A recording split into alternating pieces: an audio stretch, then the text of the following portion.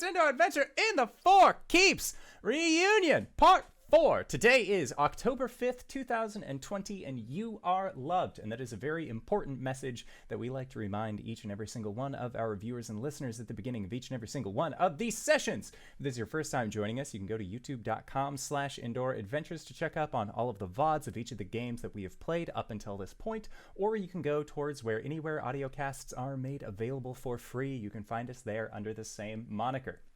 And speaking of things that are being made available for free, if you go to patreon.com/indooradventures, you can find our after show called Nights in the Courtyard, where we answer questions not only from the community, but also from each other. And that is also being hosted for free at Patreon. So that's no worries on that one. You don't have to pay to support the after show, but it's there if you also want to help support the show.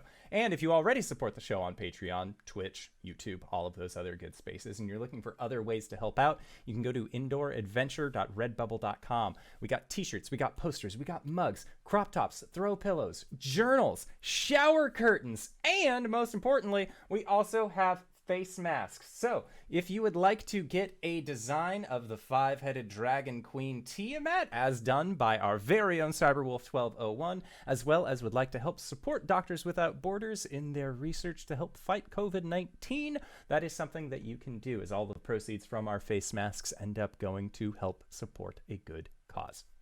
But that is it for my spiel, and speaking of things that are awesome and great, hey RJ, who are you playing today?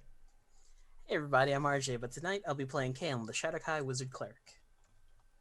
Hoi! I'm LBHackEmUp, and I'll be playing Gwen, the Halfling Barbarian Fighter. Hoi! I'm Cyber. Both of y'all took a thing from me. I play Arjhan, the Draconian Fighter. Hey, I'm Wings, also known as Danae Keener. I'm going to be playing as Coriander, the Eldrin Paladin. And I am the Indoor Adventurer, and tonight I shall be your Dungeon Master. So, last we left off, Gwen, as your group had arrived at the Spring Isle outside of Cori's childhood home, you took a step outside and told your friends that there was not a single power within the universe that could tear you away from making sure that your elven friends didn't get up to any stupid shenanigans. And it was at that point that you started glowing. You didn't realize why until you started checking around your vest of 1,000 pockets and found an elven ring finger that had been given to you by a figure known as Gallius, a friend of Mr. Blinky the Beholder, back when you were hanging out at a giant's gala. It was at that point that you disappeared from your friend's sight, and your party just hopefully assumed that you would make your way back to them. Right?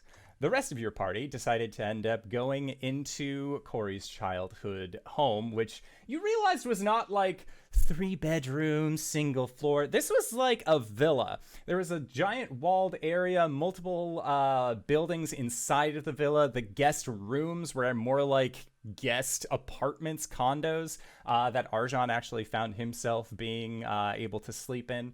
But before that, there was an explosion within the workshop of one Euglon Jonquill, Coriander's father, as he had made a steam cleaning machine that had gone awry. You all ended up being able to defeat the steam cleaning machine. Cori got her armored prosthetic propulsion arm, also known as Appa, and you all were able to meet the Spring Caelum, one Diantha. It was at that point that Caelum decided that he was going to work with a team of gnomish individuals, as well as Euglon, and also Bridget, the White Abashai, to create I believe it was a message or sending? A sending stone. A sending stone clasps. That was part of your Four Keeps clasps that Kendek had actually crafted for all of you. Arjhan ended up going to sleep, having filed some paperwork, and Cori decided that she was going to wait in front of the Manor of Moon's Tear and get ready for Gwen's eventual return.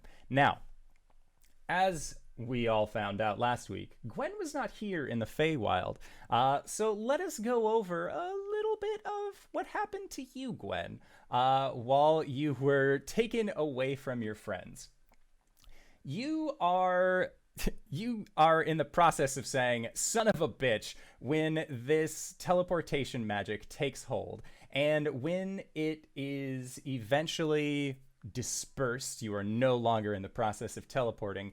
You find yourself in a city that you have been to before. This is a city that has no visible skyline, but instead looks like it is almost the inside of a donut of just pure city and buildings. You recognize this as the city of Sigil.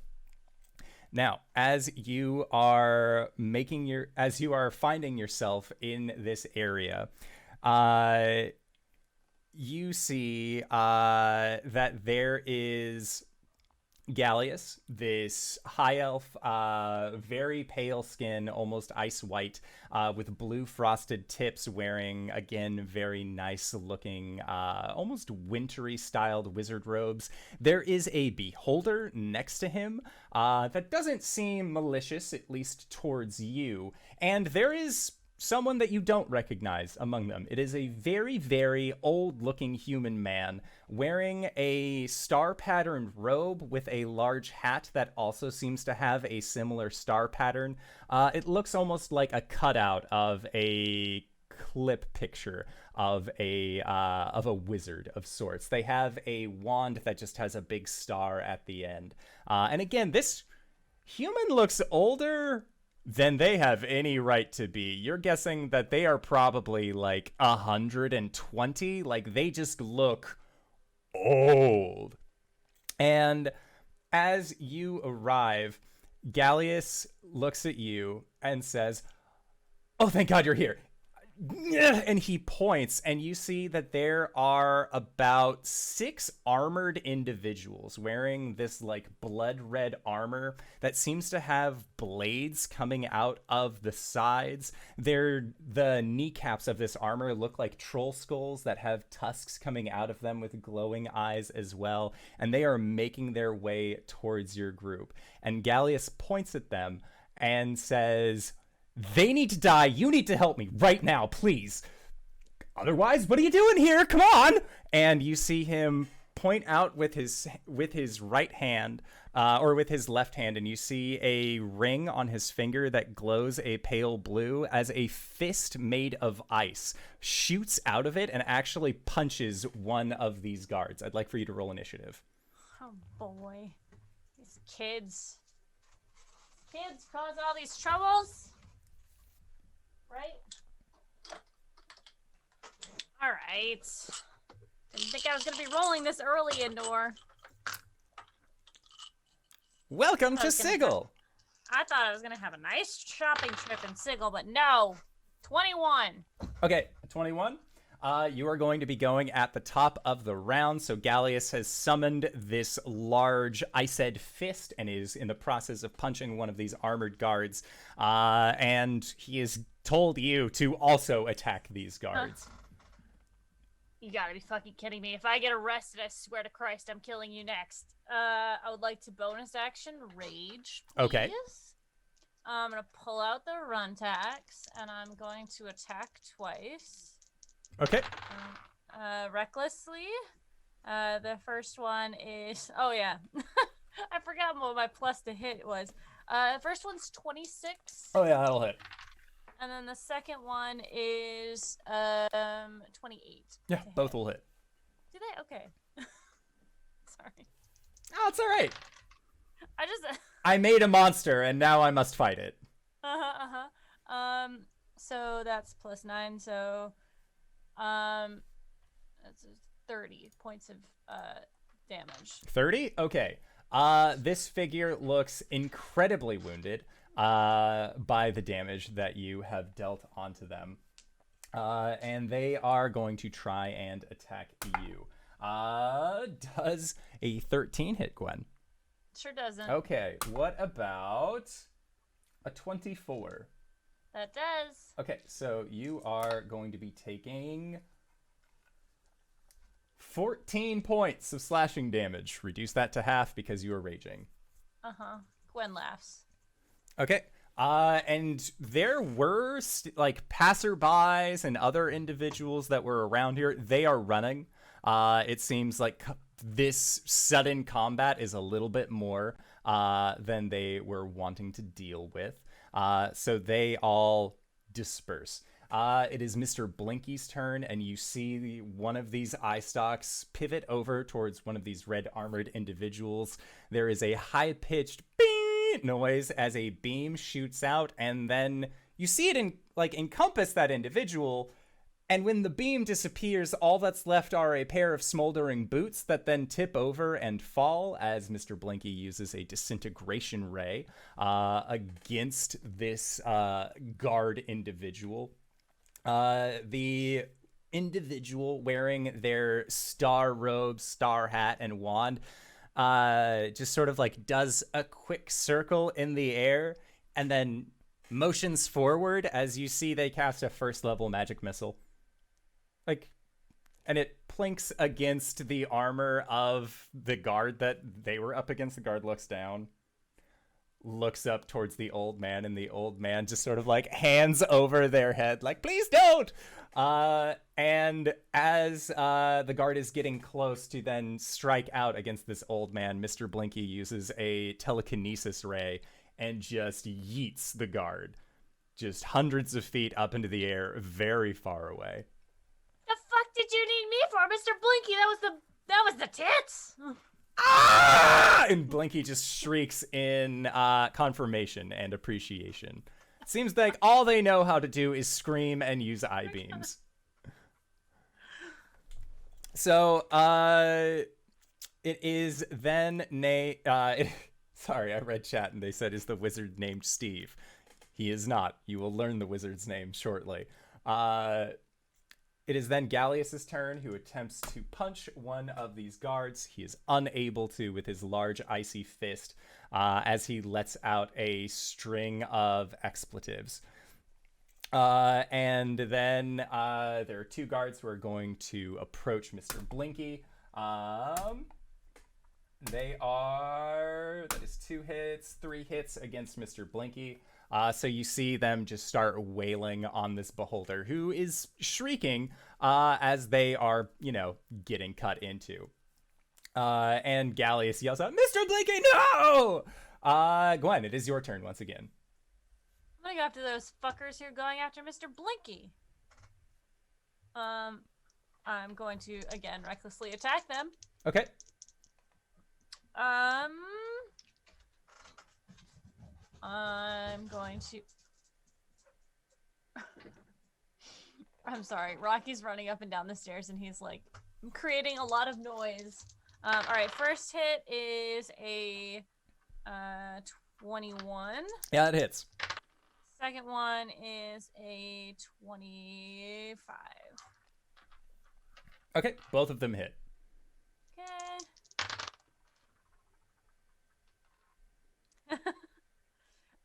One hit is a 19. The other hit is... I'm sorry, for damage. One is 19 damage. The other one is 20 damage. Okay.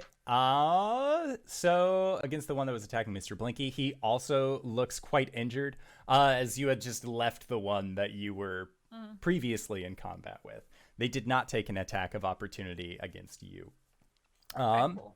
I'm gonna go ahead and use my action surge. Okay. To do 2 more attacks. To kill these mofos, because sure. Don't hurt my boy.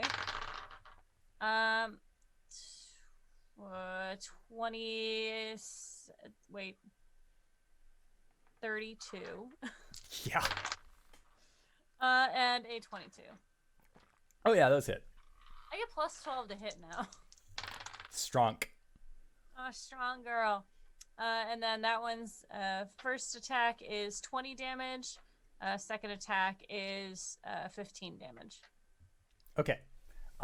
So that guard ends up just knees buckling. They fall to the ground, no longer moving.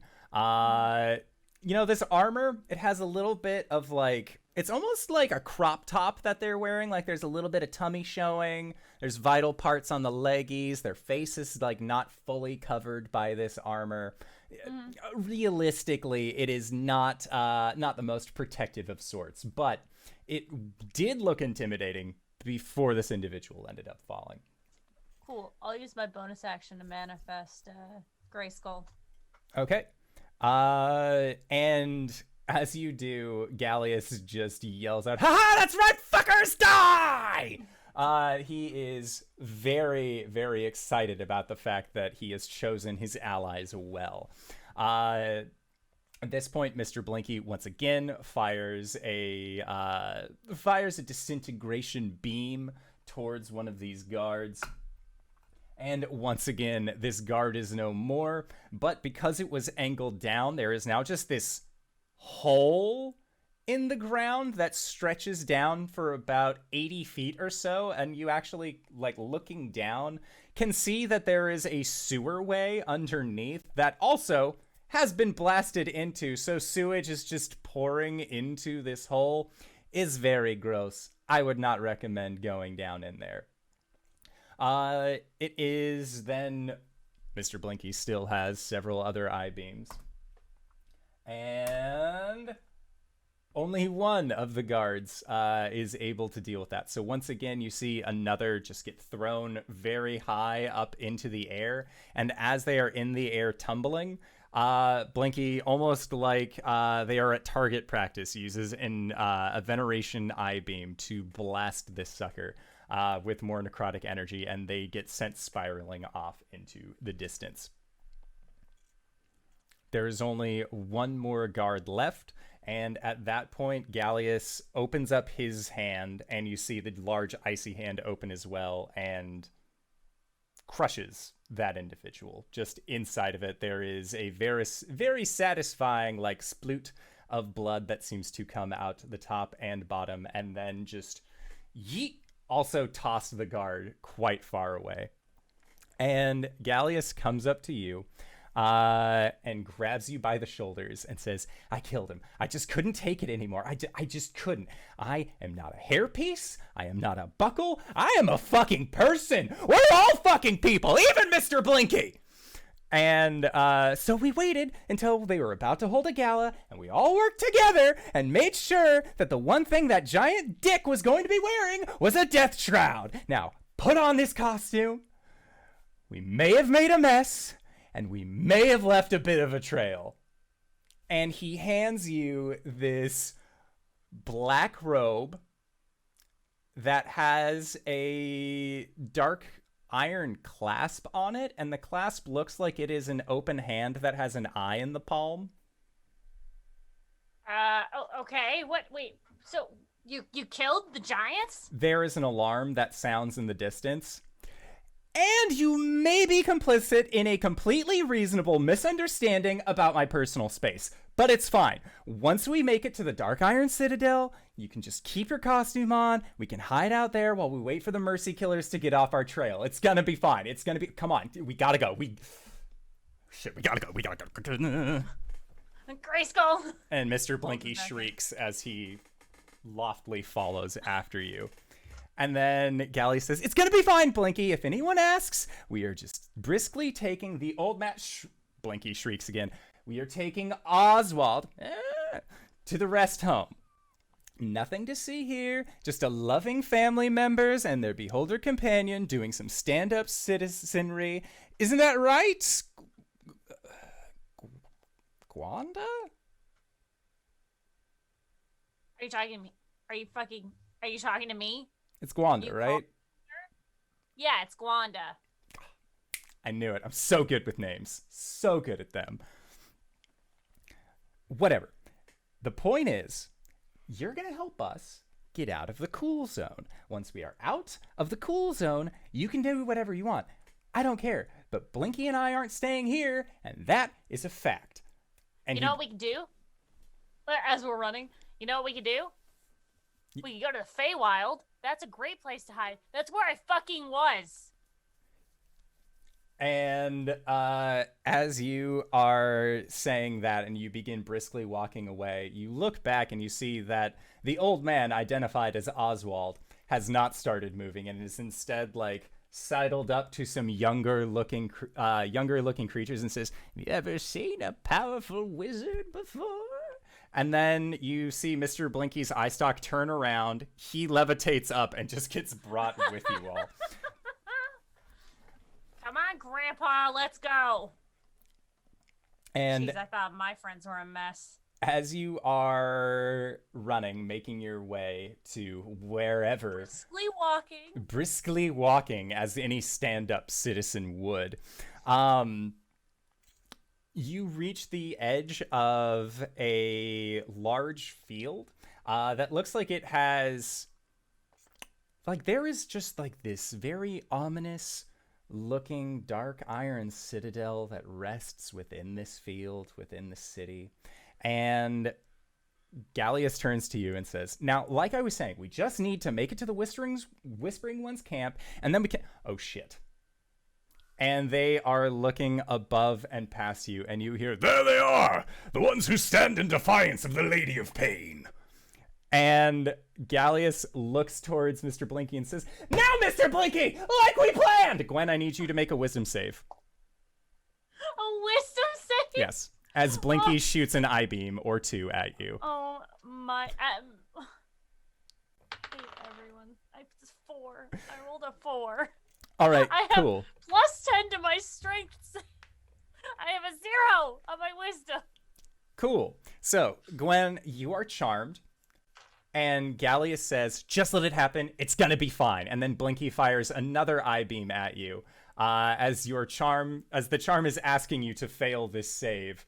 And you start feeling very drowsy. And as you begin falling over, suffering the sleep ray from this beholder, you see a wave of these, well, mercy killers making their way towards the group as they are also running away. And as you are about to pass out, you just hear Gallius yelling in the background, "You'll never take me alive!" And that is the last thing you hear before it all goes dark. When you awake... Idiots. I'm surrounded by idiots. When you awake, you are in a jail cell. You have your clothing, but you do not have your gear. Your bracers are gone. Your vest of 1,000 pockets are gone. Your axe is gone. Everything has been removed from you. And in this cell, you can see that there are 2 constructs guarding your cage, guarding the cell. One is a square and the other looks similar to, let's say, a D4, where the pointy bit is at the bottom and there are small little leggies coming off of it. And they both have small little spears. And they are making whirring and clicking noises towards each other. And they don't seem to really be paying attention to you much. And as you are looking at these creatures and kind of getting your bearings, you hear a... And there is a light source that seems to come from outside of the cage. And it looks like there is a barrier that is raising, almost like a door. And you see a large, imposing shadow standing in that doorway that then you can hear making a kind of sound with their large metallic feet as they enter into this hallway. And the figure comes in front of your cell and then makes an about face towards you. And you see a creature larger than Arjhan. And you don't see many creatures that can stand bipedally that are this large, other than, of course, Goliaths. But this thing is built. They are a very sturdy-looking individual, and it has a gold plate on the center of its chest, and above that is almost a humanoid-looking eye that seems to be embedded in this monstrosity of a construct. And this construct then looks towards you, and you hear, like, with its large tracking eye, and makes some whirs and some clicks, and the Modrons nod, and they go over to the door and begin opening it as well. And this individual says, "Be thankful. One has seen to it that you have been freed by bail. This way." Thanks? Who's one? "One has seen to it that you have been freed by bail. This I know. way." Okay, I start to follow. Is Juan a person? And it just seems to repeat what it has been saying. And you see that this gold disc that it has, every time you ask it a question, there is a small little, almost what looks like a pin that is pressed up against this golden disc. And when you ask it a question, the disc will spin, and it looks like it's almost picking it up like a record would. And as it makes its way back out, you see that there are two individuals sitting behind a desk that you are then brought in front of. One you see is purple skin, tentacles kind of coming off of their face, wearing clerical gear. Like social worker clerical gear, not I believe in higher power clerical gear. And the other individual is wearing almost no clothes at all, and has one incredibly large arm and one smaller arm. They have a square jaw and wing and ears that stick out and are almost similar to bat wings. And the two of them are sort of talking back and forth, and then they see you. And the illithid that looks towards you says, like, they mentally communicate towards you, and they say, "With permission, may we observe your recent memory for your affiliation with the trespasser Blinky and Company?" How far back are you gonna go? Recent memory. All right, solid. Don't go too far back. You might not like what you see. Miss It's kind of kinky. Of course. It tends to happen with ne'er-do-wells. And you see them close their eyes and bridge their Don't fingers. kink shame me. And they nod and nod again. It's Gallius. I see. That is the... Batia, if you will, that one's name. And you see that there are wanted posters on the wall behind them. There is one of Mr. Blinky, who has been identified. Another one that you see named Oswald Thumpknuckle, who is also wanted, and that is the old man wearing the star hat. And then there is another individual that you recognize as Gallius, that Batia, with their smaller arm, reaches into a pouch that they have at their side and then writes Gallius underneath. And these three individuals have quite a sizable bounty upon their heads at this point. And the Mind Flayer says, "Misunderstandings happen, but this is a place of balance.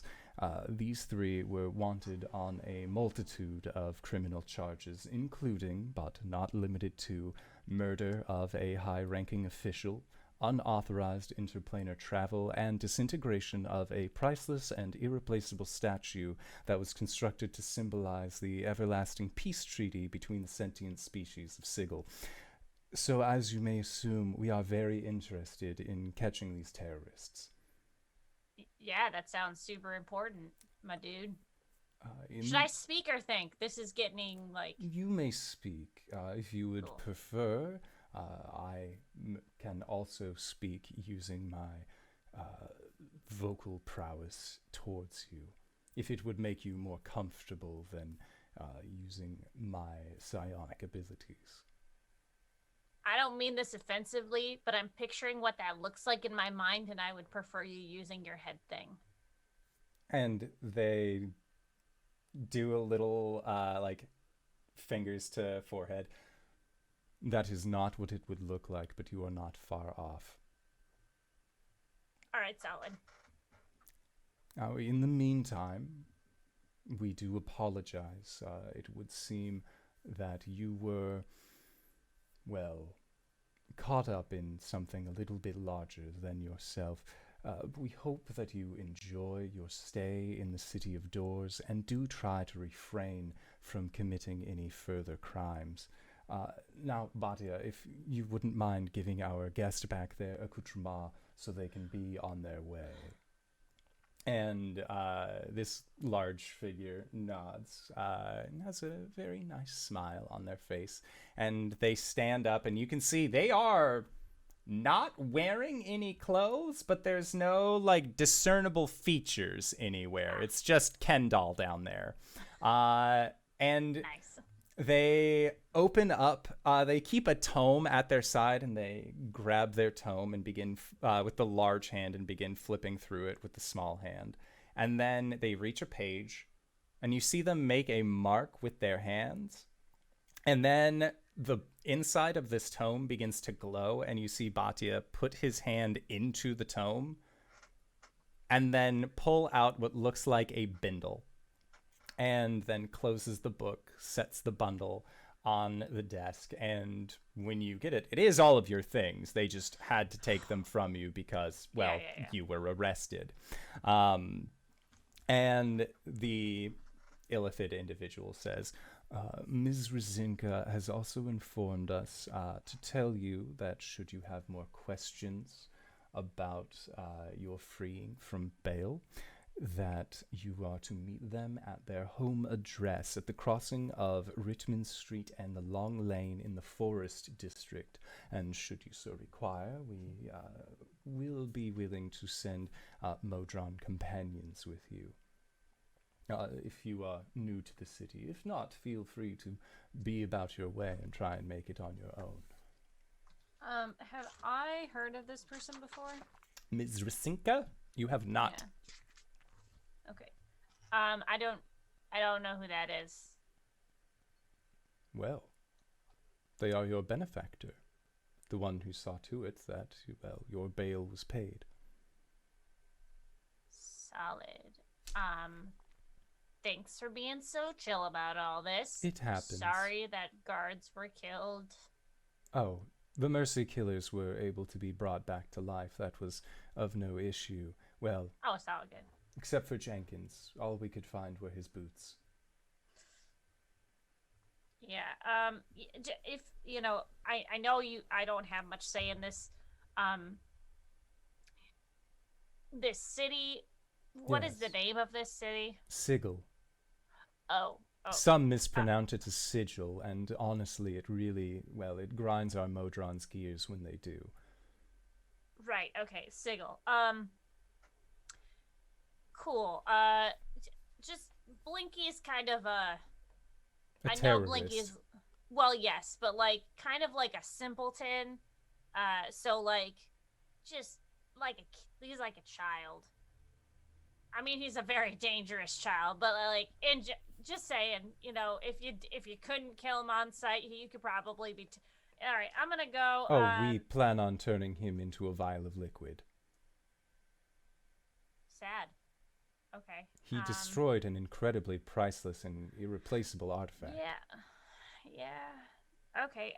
Yeah, if you could have someone show me to the Forest District, that would be solid. Of course. Number 37. Number 37, if you would be so kind. And for some reason, you hear him say number 37, even though it's like a telepathy thing. Yeah. Just, I figured you would want to know your associate's name. And you see a small square creature that looks like almost like a dice that has one center eye, and then little wingies coming off of the back, and they just sort of walk up to you and make a series of whirring and clicking noises. What's up, dude? I like go to give him knucks. When you put your fist out, you see them like stand back with a spear, and Whoa. like they don't know how to act, and you see the illithid make a like down motion, and the Modron like rocks their whole body because they can't nod with just a head. And then they put their spear down, and then they clap their knuckles together, looking at you. Let's go. Okay, so you make your way out into the city streets of Sigil, and you see that, honestly, Mr. Blinky fits in well here. Like, you just got done having a very easy conversation with a mind flayer and some ancient evil that were just, like, working at a clerical desk, just hanging out. And as you are going through the city, you see a collection of individuals. There are tieflings, there are humans, there are imps, there are illithids, there are other beholders that you recognize as not Mr. Blinky. And you also see a variety of wanted posters, again, for the three that had actually brought you here into this city. As well as, you know, a few others. And there are a variety of foods that are being made, drinks, that sort of thing. But whenever you try and divert the path, your Modron companion just sort of like clacks their spear end onto the ground and then points, as it seems they have a very one-gear mind when it comes to the task that they have been given. Now, as you are making your way through this environment, there's a boy! You end up going through a variety of districts. You see that this prison is actually the largest building that you have seen, but there are other buildings that have kind of been set up on top of each other, really just trying to fit as many buildings, houses, and other establishments into this area that they possibly can. The air quality is not that great. There's no real ventilation, as it would appear, so it's a little stifling. Air quality index would probably give it like an 80, 85. Not the best time. But the people here don't really seem to mind it all that much. Now, as you are making your way in the forest district, there are more gnomes, there are some halflings, there are other smaller folk, creatures that seem to live within the forest, find themselves here at the forest district. And when you come around to the corner of Rittman Street and the long lane, you see that there is a small bookstore that's just named Books and Such. And then there is a set of stairs that go up the side. And the Modron points to the side of, towards these stairs that end up leading up. And just sort of like strikes a ready pose, keeps their spear there. Thank you, 3-7. You wouldn't be looking for different work, would you? And they keep their spear in one place. All right. And they begin to glow. Oh, shit. I'm going to go. They start shaking. Oh, gods. And you see them change in front of you. They grow several more sides. They get another eye. And it looks like 2 more arms and a facet more of legs. And they look down and you see them like exhibit joy on their face. You did it, buddy. Is this your upgrade? At this point, his whole body again like leans forward. But there is a much bigger expression of happiness. All right. See you later, dude. And you see they have 2 sets of arms that also like just give themselves knucks. I love him. I want to keep him. Who knows? Maybe you will find Unit 37 again and can offer them a more reasonable job. Yes. Okay. I will go into books and such. Okay.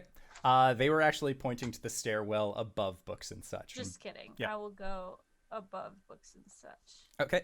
And when you reach the door, it is locked, but knocking upon it as you would, you hear just a minute.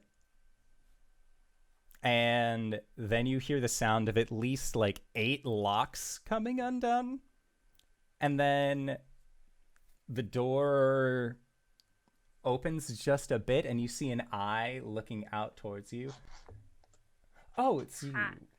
And then it retracts and the door opens up and you see that there is an individual wearing very nice, regal-looking purple robes, a tabard kind of coming off around their neck. Or not a tabard, I guess. It's like more of a long scarf. It looks very scholarly. They have a small set of glasses about the bridge of their nose. But the thing that really is more telling of this individual is that they look like a fox.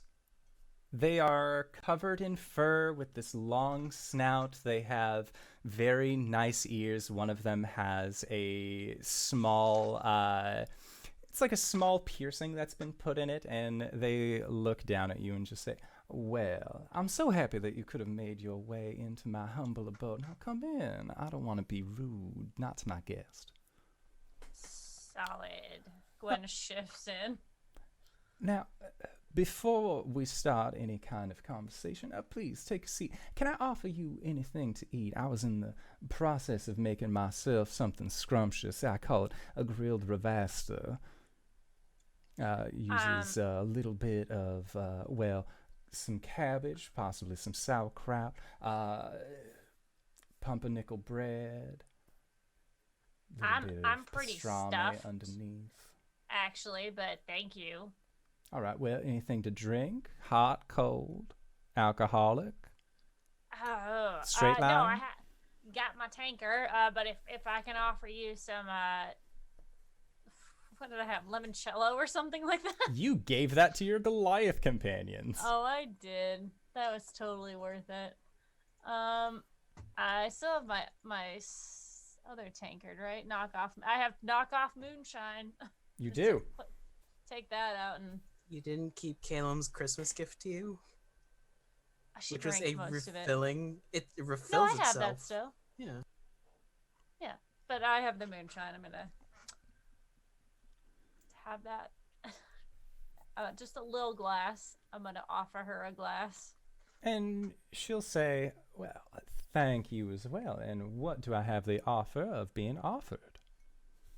Oh, this is like just really strong alcohol that doesn't have a flavor. I see. Now, if you don't mind, I prefer to drink after dealings are done. Oh, okay. Now, I could tell that you weren't from around these parts, and quite honestly, I was simply in the neighborhood when that blue-haired fellow and his loud companion brought you into this mess. But where are my manners not introducing myself to a new guest? My name is Rasenka, and before you tell me yours, well, what's your deal? What are you doing here? I was brought here against my will to apparently help kill people. I see, and you did that thing, no questions asked? Well, I mean, I didn't really have a choice because they were going to try and kill me. So, like... I see. Now that introductions have been done, what is your name? You can call me Gwen. All right, Gwen. I like you fine. Now, where are you from, exactly? Like I said, you don't really seem like you're from around here. Well, I don't actually know where here is. I assume it's a different plane of existence. Well, that Then where is I'm from? correct. You are at the center of all existence in the city of Doors, Sigil. Yeah, so I'm from, like, outside of there on the material plane. All right. That's definitely fine. And what were you doing before you found yourself here? Traveling. Well, would you like to go back to wherever it was you were traveling from? I certainly would. Well, in that case, I need to know where you were before you came here. I can send you back. That is one of the things that I could offer. Yeah, I was in the Feywild. I think I was in the pink side of it. So spring. That sounds right. Well, I suppose I could send you back to the exact place, give or take a couple days on the time, perhaps. Sending people to the Feywild is always a little tricky, but it is something that I would be able to do for you. I mean, you've already done a lot by getting me out of jail. Yes, and I hate to be the bearer of bad news, Shug, but my generosity does know certain limitations. And now you've already found yourself in my debt, having, well, been freed from a most certain hanging. You seem like you're strong in a fight, and you have blood made of piss and vinegar, and so I was hoping that you could do something for me in exchange for your debt, as well as for going back to the Feywild. Is it gonna get me in trouble here again? Oh, here? No, honey. It would not get you in trouble here. There is someone who took out a mighty sizable debt from me and then made off scot-free, and I have been trying my best to track them down, but I am having a difficult time. Now, they are on the material plane, the one that you came from, so I was hoping that all you would have to do is deliver a letter for me, and once you got that individual to read the letter, you would consider your debt paid. Okay, just deliver a letter. Just deliver a letter and make sure they read it. For once they read it, they will come right back to Rasinka, and then he and I can have a very timely conversation about the importance of paying back your debts. Solid. Could I just pay their debt? Oh, honey. They owe me a little bit more than just money. Oh, okay. Well, what is their name? Well, they go by Parnell. Now, they are a young tiefling man, probably around 25 or so, rustle-tussle hair, small horns, 6 fingers on every side. Has a familiar that likes to play as a mean old cat. Now, if you were to deliver that letter to Parnell, well, consider our debt paid in square. I don't see any issues with this arrangement. Well, the only issue would be his timing. Oh. For see, I'm not just going to send you off on your merry way and consider it a job paid, because you might not ever deliver that letter, and then I'm out 2 sizable sums. Now, there would be a little bit of a time limitation, but again, I understand you're probably off doing some manner of heroics in the Feywild. So, our contract would start when you return to the material plane. Okay. You would have roughly 6 months or so to find Parnell, deliver him this letter, and make sure, again, that he reads it. Okay. Does this sound like something you'd be able to do? When? Because if it's not and those 6 months expire, then you are going to be sitting at this here table again, and you and I are going to be having a very different conversation, Shook. Yeah, I don't really have any problem with this. Well, excellent. Oh, like you're really powerful, right? I like to think so. Okay, do you know anything about a dark star? I know lots of stars. What about this one makes it so dark? It's made of worms that are like black. That sounds yucky. It sure is. Heading towards the material plane, and we have to try to stop it. That does sound difficult, and perhaps my memory could be jogged. I've already promised myself to someone, so like I can't really like... Oh, honey, I'm not interested in that sort of thing. Perhaps You have something that you would like to give me in exchange for information? Nothing comes free. Right, obviously. Do I still have the finger? You do not. Damn it. Okay. I will remove that from my list then. Okay, I have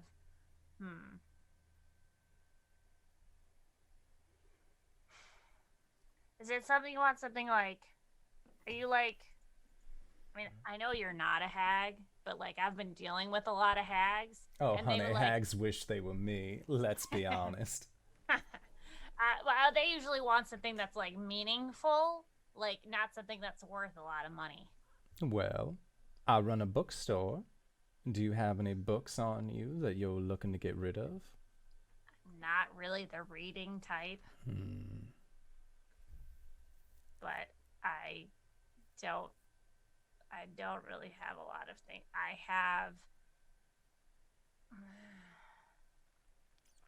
I don't think I have anything you would want. Well, how about this? How about I give you my card? And Yeah. if you ever find a book or something similar that you think that I would enjoy having in my possession, simply give me a call. You like rare books? I love rare books. Solid. I know someone who knows a lot about libraries. Well, it sounds like he and I could possibly have a conversation as well. I didn't say it was a dude. She smiles.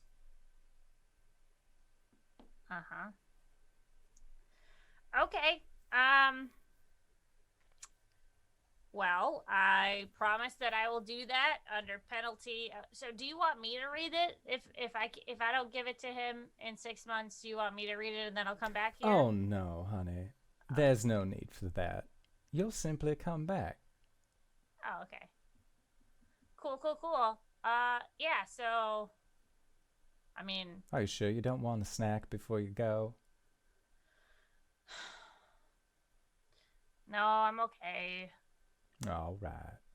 Well, I hope you have a very good time in the Feywild, Gwen, whatever it is that you're doing there. And just remember, I'm always interested in a good book.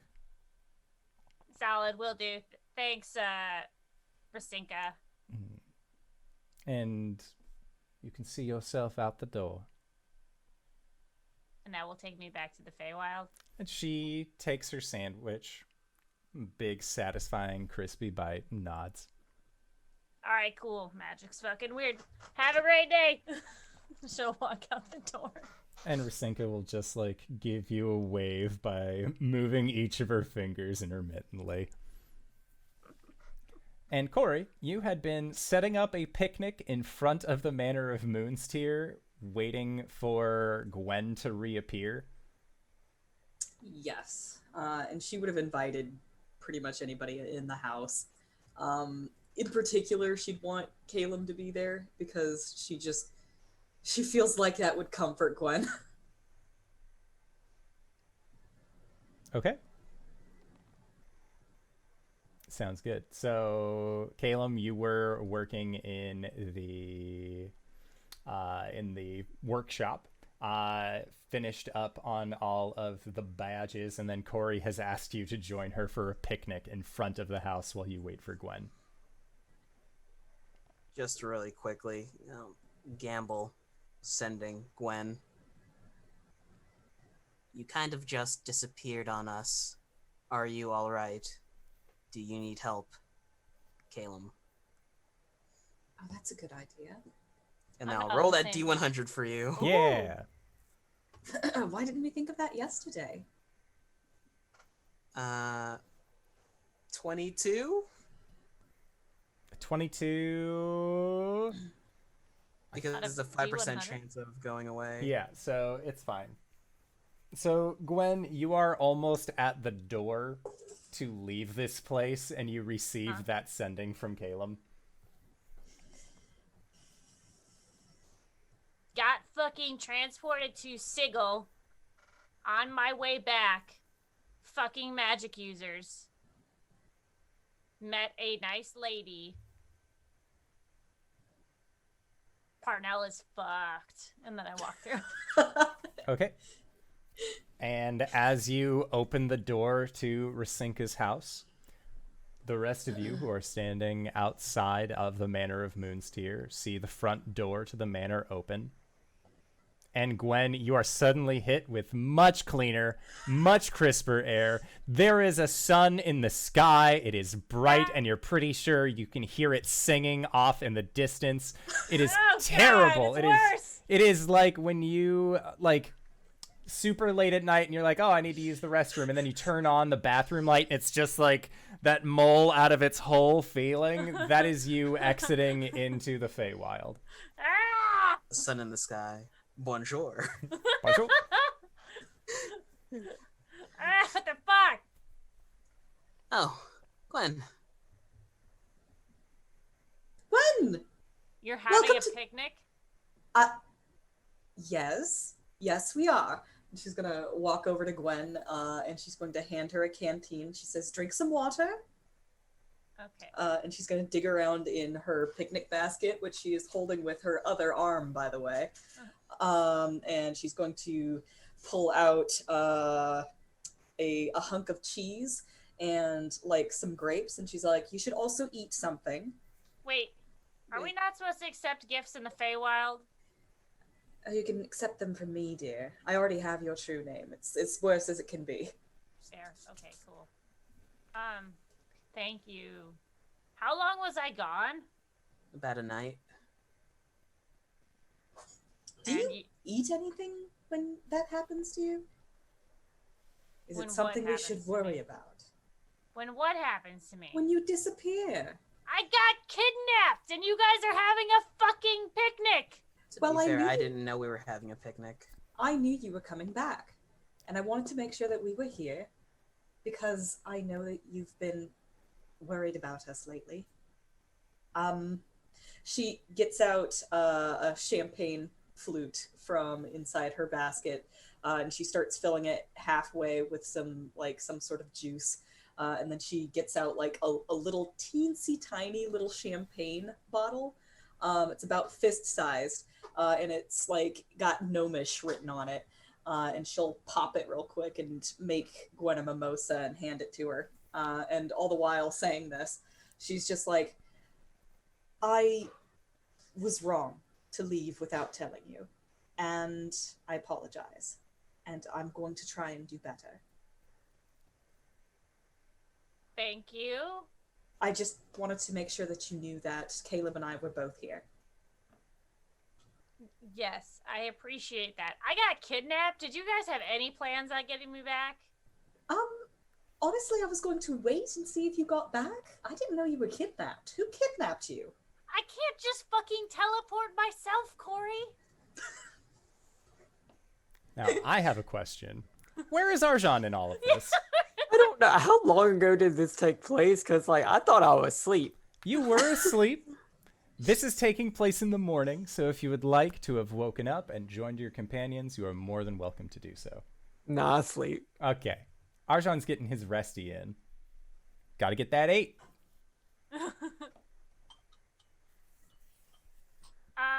Yeah, okay. Solid.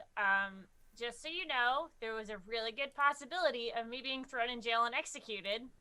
Thankfully, someone bailed me out of jail. That sounds dreadful. Yeah, I got sent to Sigil. We really should have sent What? that sending sooner. Yes, that's what I said. Did you not get my message?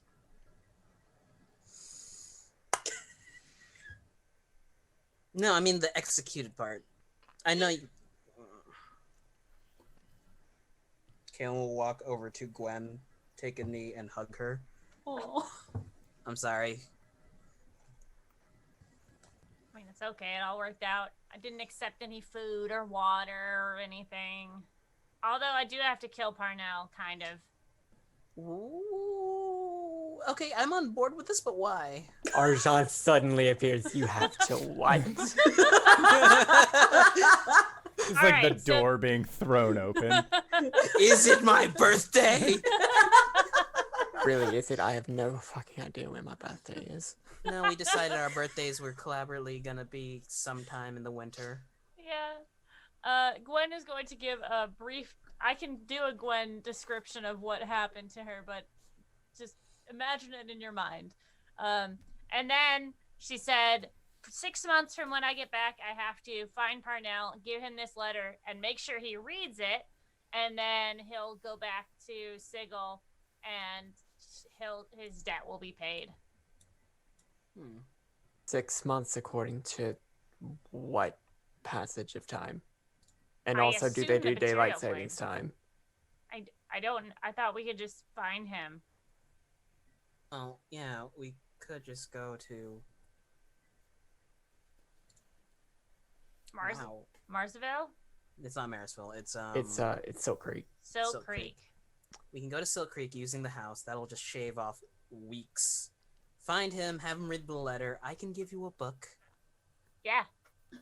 Are we sure he's still there? I mean, if Probably. he's not, we can just like message him, We right? will find him. Oh. Oh. Got Oh, ways. okay then.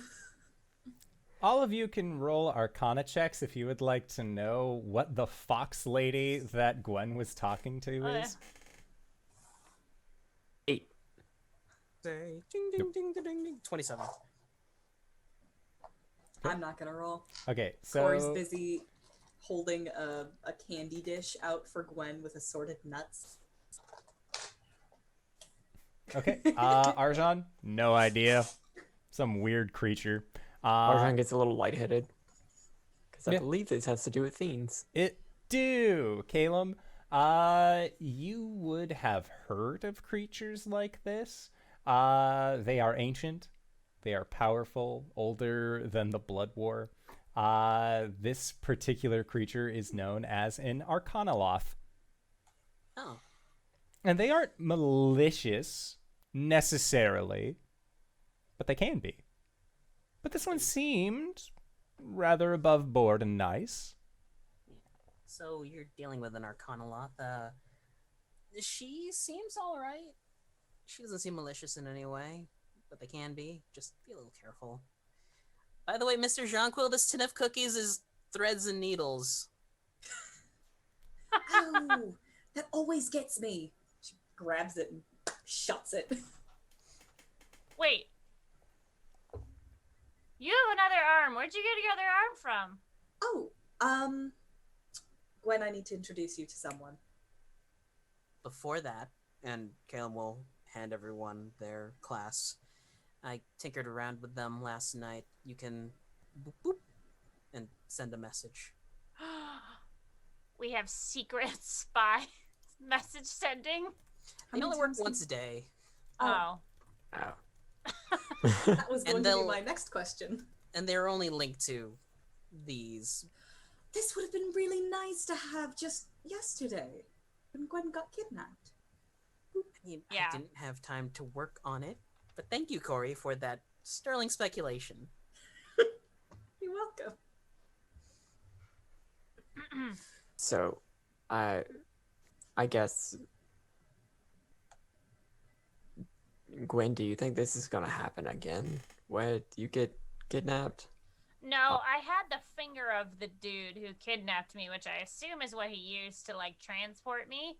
And I assume he's probably gonna be dead soon since he has the whole city looking for him. There was a really big reward.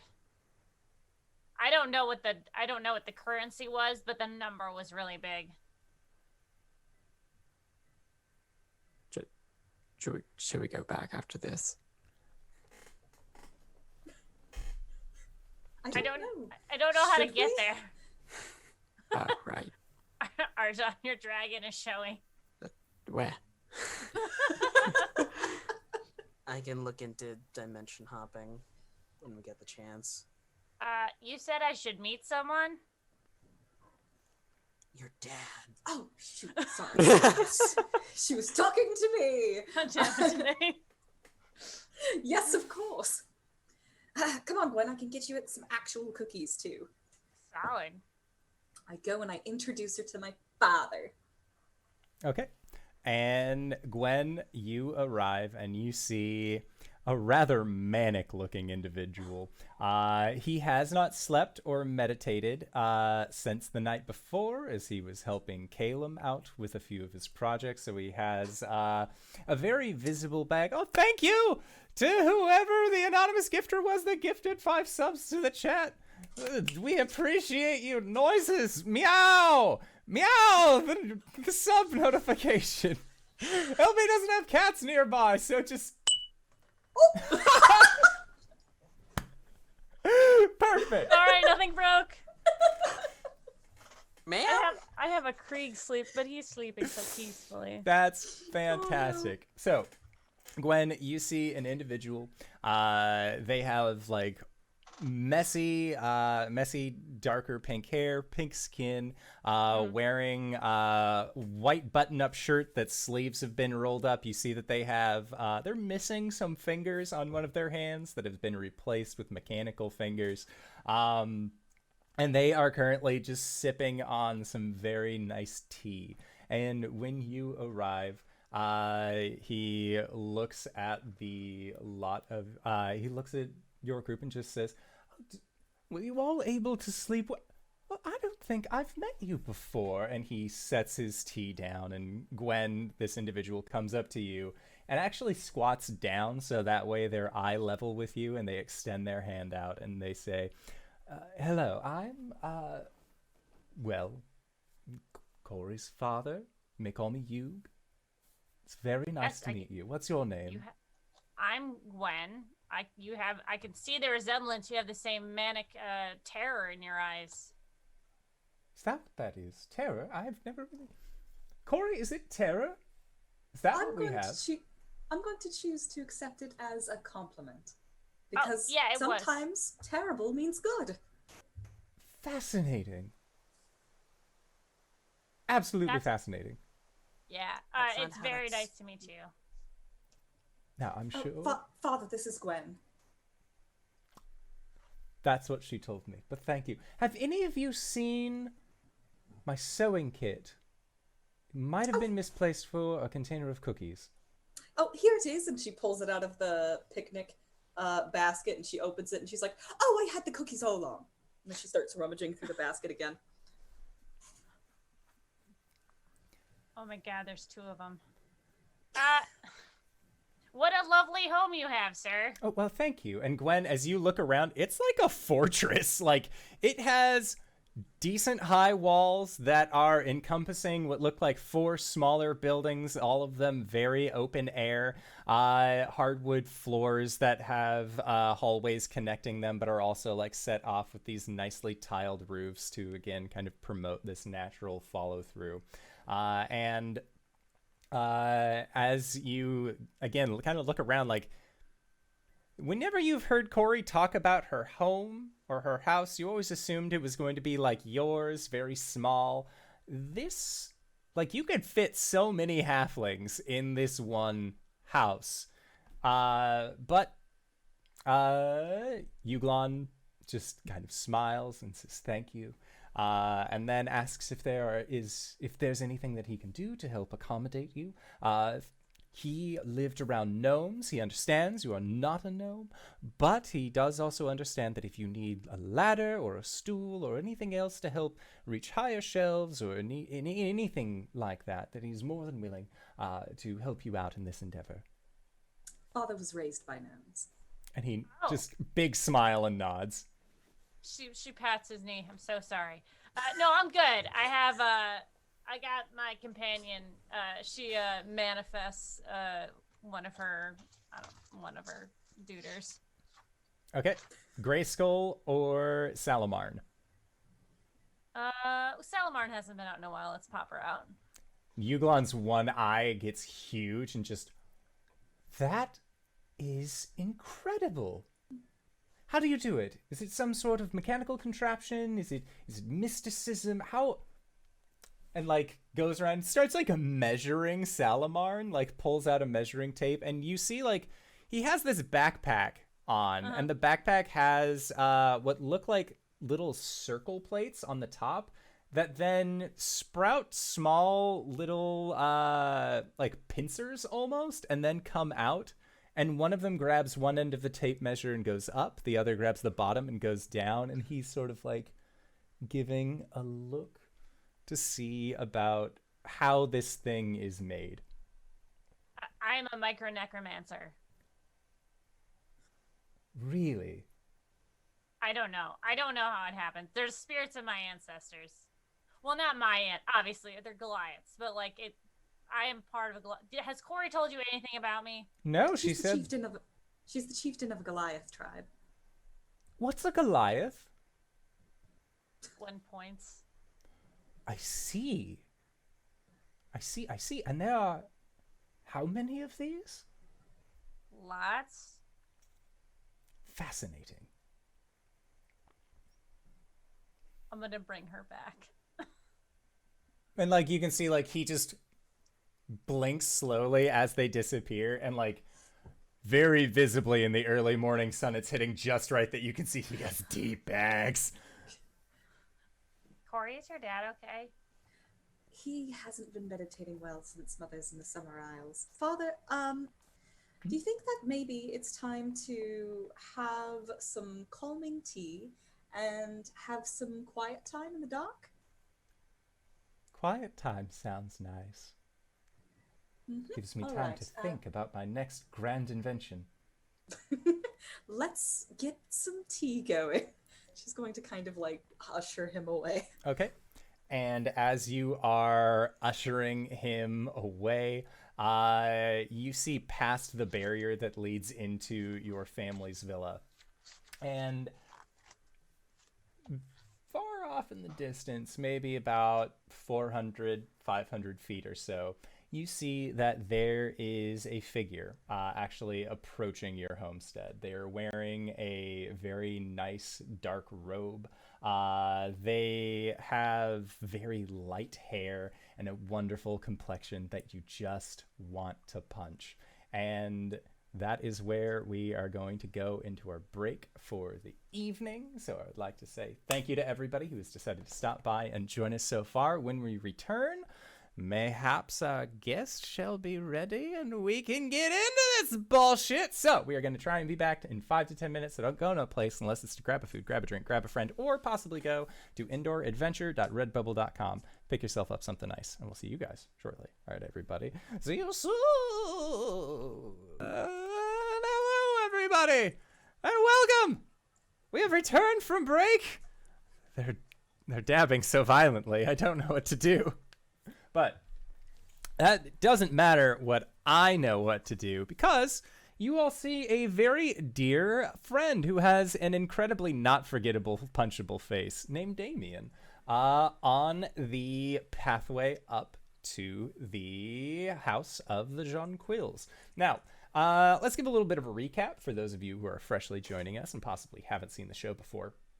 I don't know why you wouldn't. It's part 4 of the 13th arc of this series, but hey, you never know.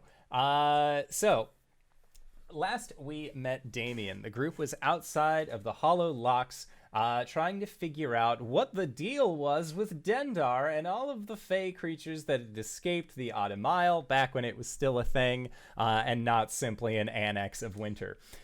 Damien, your goal was to go into the Hollow Locks, destroy the Waystone that the fey creatures could possibly use as a means of teleporting to the material plane, and in doing so, you were successful. Coriander chased after you and then, well, tackled you into a portal that the two of you then, Thor Ragnarok style, fought in the midst of before you fell out into your designated stop of the Feywild, and Cori continued for a little bit and found herself in within Winter's grasp. She died. Raven Queen found her. That is how she became a revenant. And the story really just sells itself from there. Damien, you have not seen these individuals for quite some time, but you have heard at least some of their exploits. And recently, you have heard from the Spring Caelum, Diantha, that the Four Keeps, this adventuring group that Coriander has found herself a part of, has made their way to the Feywild. And as you are approaching the Jonquil homestead, you see that there is this very strange, odd-looking house that you know a little bit about that seems to be parked, nestled up next to the house proper. And your guess is that, like, even from a distance, you can see where there was like a large square pressed down into the grass itself. It looks like they were having a picnic. You don't know why they were having a picnic, but you assume that, well, Cori never took these kinds of threats seriously anyway, so of course she would be having a picnic when winter is coming. But Right. you have seen this, you have identified this as you are making your way up. Likewise, Cori, you trying to escort your dad inside have seen your dear old professor and temporary traveling companion Damien making his way up to the front gates of your home. She sees this happening, and her hair kind of flares up a little bit. And she composes herself and finishes, like, getting her dad tea, and then, like, sliding his door shut. And then she's going to turn around and walk for the front door. And basically wait for the doorbell. Okay, and the rest of you make a perception check. Or actually, what's everyone's passive perception? 17. 17? You mean Also 17. 17, and LB, what'd you get? 15. 15. Okay, yeah, you can all see the figure of Damien making his way up to the homestead. He looks, reasonable. He doesn't have, like, armored guards with him or anything like that. He's just a dude, just chilling. Call him Teach. Do we know that guy? you see Caelum reaching for his spear that's tucked, like, between his cloak, and he's slowly pulling it up.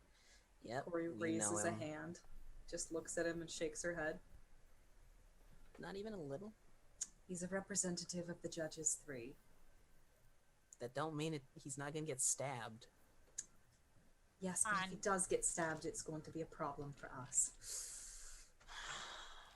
So we kill him in his sleep. All right, yes, hello. Make it look like an accident. We wouldn't know that he was standing in the way of a steel wind strike. We were playing catch with Caelum's spears. He dropped in front of the anti-tank gun. How was I supposed to know? I'm waiting for a doorbell. The doorbell doth ring. Before he doth ring the doorbell, he's just gonna precautionarily cast Mage armor. mage armor on. Mage armor! Yeah, Mage armor. just in case. The door opens immediately. Cori is standing there. Coriander! Damien! What are you doing here? I'm looking We for all you. just Scooby-Doo. The totem pulling around the hallway. I heard you in the neighborhood and thought I'd come and say hi and see how my favorite former student was doing, who's been doing great things in the material plane and has some good news for me, I hope, please. Doing very poorly. That's not what I wanted to hear, but, I died. You're looking fantastic for dying. Your portal killed me. That doesn't seem like what the portal would do. Please come in. And Damien, you have been allowed into the home. All right. Player Tyler is super unfamiliar with Fey procedure. So if Player Tyler doesn't know, Damien would probably know. So just remind me. Yeah, for sure. We're kind of making it up. Okay. Sounds like fun. Little bit improv, little bit rules. It's D&D. He takes a deep breath before coming in. Everyone, you remember Damien, my former teacher? Representative of the Judges 3. She just kind of pauses and lets that hang in the air. raises her eyebrows. He's also that fellow from the Hollow Locks. I think you remember him. Uh-huh. Damien, you remember the Four Keeps? Arjhan, Caelum, and Gwen. It's very nice to see you all again. Is it? I'm hoping so. Like What do you some want, asshole? non-poison tea. I'm fine, thank you. Coriander. Welcome back, first of all. How have, other than previously mentioned, how has everything been going? Have you been making progress? Is, things being taken care of? If you're asking whether or not I'm doing my quest, the answer is yes. And I'm here to save the Feywild. Is there anything Excellent. else that you need? I am here to help you. How are you gonna help us? Whatever you could possibly, well, I'm here to help you complete whatever you need to do. I don't think you can help me. Try me. I like your jacket. All right. She's going to reach over, grab a map out of a nice vase that's standing next to her. It's filled with maps and rulers and cartography equipment, and she's just going to kind of with one smooth motion flip her arm out and spread this map out on the table in front of him. And then she just kind of lays it down and starts pointing out places on the map. It's a map of the Summer Isles. And she says, Cyprus is going to be coming in from this direction. We need to start making sure that everyone is evacuated from the Summer Isles. We're going to make sure that there are people or places in the spring courts for people to stay. There's going to be an influx of refugees. You need to have enough resources to support them. How familiar is Damien with the entry points? Oh, super familiar. This is something that you have been briefed on a multitude of times. You've been in charge of okay, refugees go here, here, and here. She's basically reciting your plan to you. Everything that that I've been planning for, and okay. Yeah. Yes, that's the easy stuff. What do you need to do? I need my ring. What ring? This is a thing that I think Damien would know about. She's a Caelum. Right. The rings are very they each have a special ring. It's basically what went wrong with Cyprus. Okay. But she needs the autumn one, which The autumn ring. yeah, which was left with the judges 3. So Damien, you would be able to at least direct these fine folk into the spring city, into this more like metropolis, help navigate them through, and then get them to this judges center. So that she can talk to the judges 3 and get her ring? Yes. All right, let's do this. There's no time to waste. Let's go. Do you have your magics prepared? Yes. All right. She turns around. She looks at everybody else. Are we all ready? I Cori, think so. She's going to kneel down. Oh, why are we trusting this fucker? I didn't say we were trusting him. We're just not killing him. No, we're not killing him. Alright, but if he fucks with you again, I'm just gonna cleave his head right off of his body, alright? All right, but that's going to be... That will be a problem that you have to deal with. I told you I was gonna protect you, okay? She just reaches out and hugs Gwen. Usually when I talk about murdering people, you guys are against it, but thank you. Yes, but it's your way of saying I love you. Alright. And this is Maybe. mine. Alright. She accepts the hug. And then she, like, pulls back and she's like, I can just say I love you, you stupid. And, like, shoves her away. All right. Okay. No time to waste. None. 0 time. Please, let's hurry. Okay. So, as Damien sort of like, let's go, let's get out of this place. The lot of you can see he looks very tired, like comparatively to how you've seen him before. He's been under a lot of stress lately.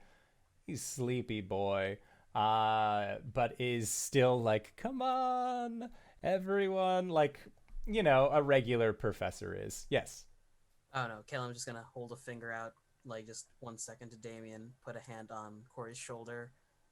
You should probably say goodbye first. Right. I'll be right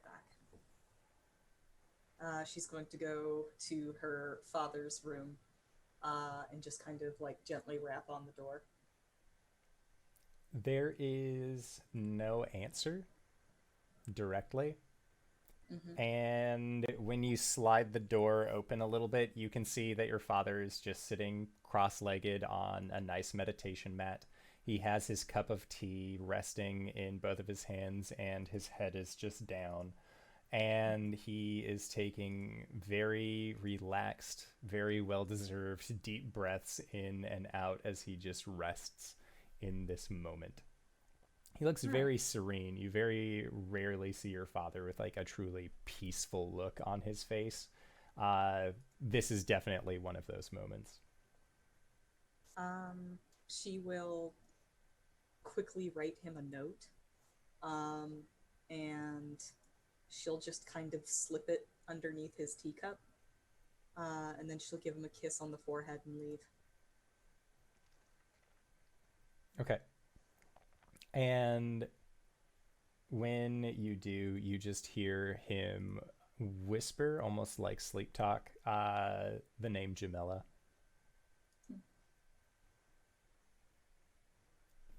For those of you at home, that's her mom's name. So, Cori comes out, having left a note for sleepy time Uglon. And you all begin making your way out of the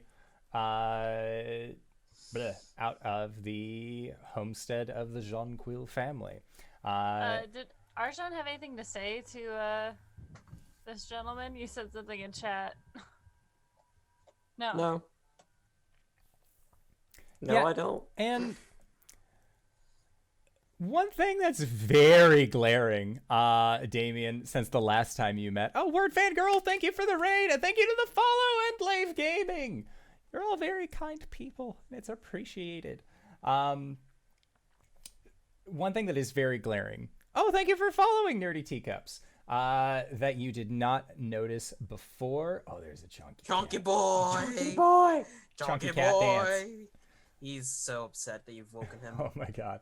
He's so upset. Damien, Arjhan, last you met him, was several inches shorter than where he stands now. He has wings now, which is also very apparent, and he looks cut. Like, versus before, he was still wearing more gear that kind of, like, hid a lot of his draconic prowess. He is just, like, he looks like he's ready to throw down at a moment's notice. I'm sure they're all ready to throw down at a moment's notice, but Oh, yeah. that's just a problem for when they try to kill me. Which they wouldn't do in the city. Which they wouldn't do. The crossbow Hopefully. isn't pointed at you right now. Mm-hmm. Exactly. Every elf that you guys meet that's an NPC, sus. Sus. Sus. There was that one elf in Marisville. She was nice. She was I'm nice. pretty sure that I saw Damien vent. All right. No, it wasn't me. That was Red. All right. So you begin making your way towards the city. And when you arrive, there is an air of tension about. You can see that there are armored Feywild guests, or armored Feywild guards that are kind of standing around, most of them being Eladrin.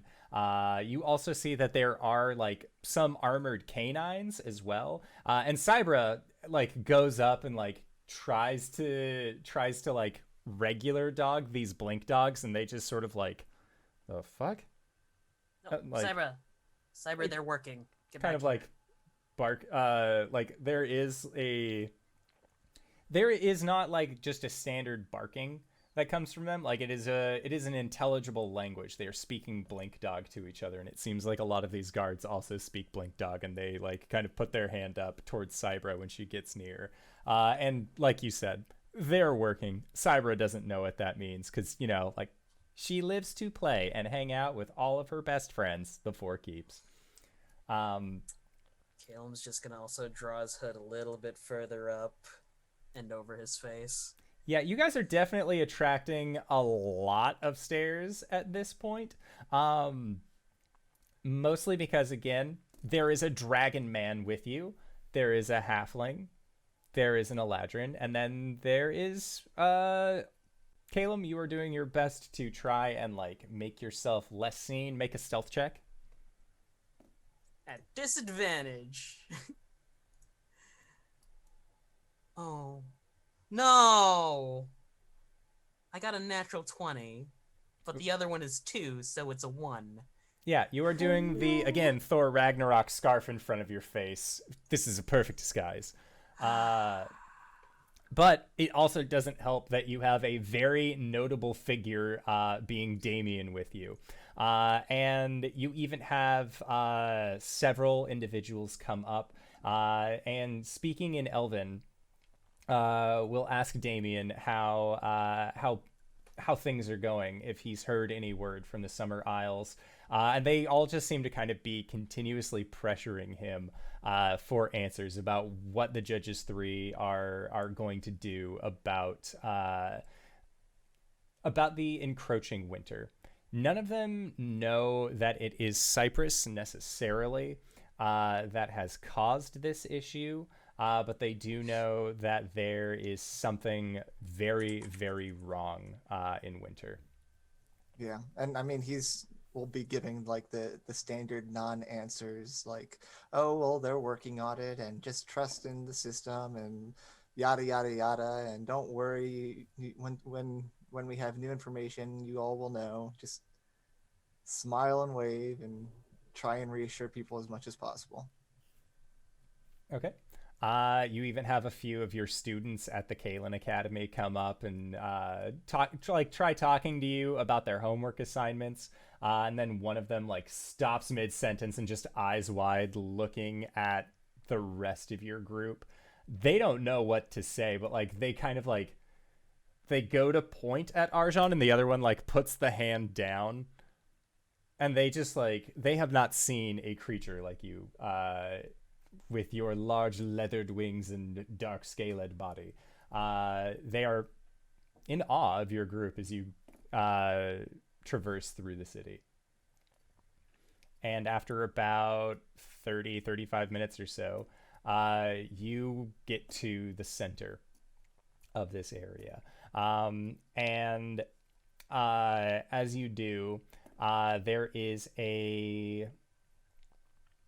there's a large building that has these wonderfully like white pillars that extend from about 60 feet up to create more of a vaulted ceiling that leads deeper into this chamber. And Cori, you and Damien would both know this to be the judgment chamber, where the Judges 3 preside. Typically, you need to have some sort of like right with you in order to actually get by this place. There are plenty of guards that stand outside making sure that the Judges 3 aren't bothered with the common with more common disputes, like, hey, I think that guy stole from me. No, he didn't. He paid for his stuff, but just like didn't pay all the way. That's a different judgment court. This is very much the home of the Archfey. And there are 3 different pillars, and each one of these pillars has a it's a carving of a different mask on it. And Cori, you and Damien would recognize these, having interacted with them before. But the rest of you 3 see that on one side, on the right-hand side, is what looks like a it's almost like a polygonal wolf mask. And then on the left-hand side is a polygonal owl mask. And then in the middle, there is a almost elven style mask.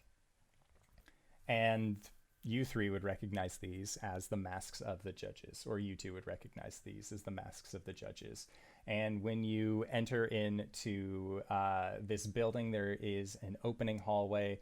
But thankfully, again, you are able to expedite the process. And the clerk there, who recognizes you, Damien, and recognizes you, Cori, like, welcomes you, Damien. And then when they see Cori, like, they get a little confused.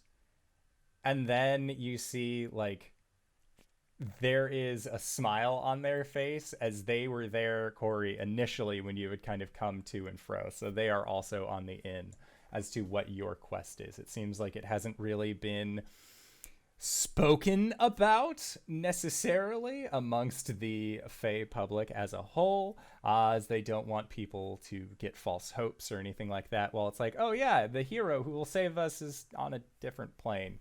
They're totally fine. It's fine. Everything is fine. So no one has really brought that to attention.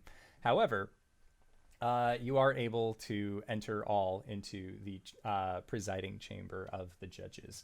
And yes. Before going in, can I take a moment to speak to my group? Of course. Let's say, like, they're sorting the paperwork and getting the chamber ready for you all. And it's like a pretty, official affair to talk to the judges 3. Oh yeah. So like before you talk to your group, I think Damien will like go up to Coriander and like start to try and like fix her hair and like fix her collar, but like he gets up to her and then just stops, and it's like, this is very important, so let's put on our best smiles. Cori just glares at him. Okay. As Damien walks away, she's going to like turn and kind of like give a finger, not like the bird, but like like come closer, like what would you call that? Like, come beckon. hither. She beckons. Beckon. Well, come hither like has connotations like, oh, come over here. She beckons her friends.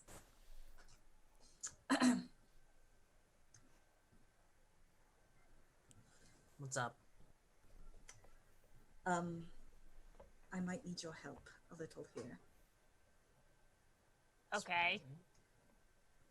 I haven't exactly finished the quest that they sent me on. Oh, do we know what the quest was? Because I kind of forgot. They sent me to the natural plane to learn how to tame the primordial fae, the same way that Corlon did long ago. The Raven Queen told me that in the process of regaining my seasons, I would learn that. And I have started to glean that wisdom.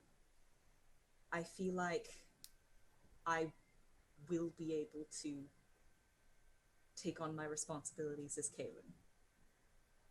Great. I don't have my winter form. Right. And arguably, taming the winter fae is probably the most important part of this mission. Right. Did you guys check to see if it was here? Yes. Yes. Is The it here? skull did not function. Oh. If I'm being honest, I'm freaking out a little. Hey. I run a tribe of Goliaths, and I'm a halfling. Like, if I can do that, if I can buckle down and, commit to being responsible and, you know, all that bullshit. This should be easy for you. You're the most responsible out of all of us. She says, I'm- lying. I am fully committed to seeing this through. But convincing them is going to be a trial. By combat or No, by bureaucracy, which is worse. way By worse? God. All right. I have a She's- question. Shoot. Do you expect us to lie for you? I'm asking you, how should we play this? Do I tell them the truth? Or do I tell them what they want to hear so they let us do this?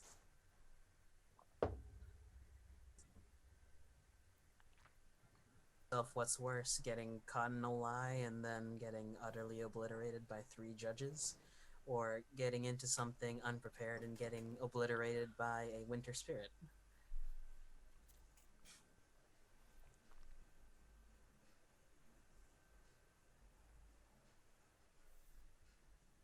What do you foresee is the worst thing that could happen by telling the truth?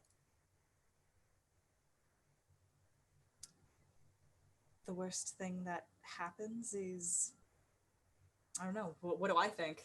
Knowing the judges 3, what do I think? I'll make any rolls you want me to, man. Make an insight check. Okay.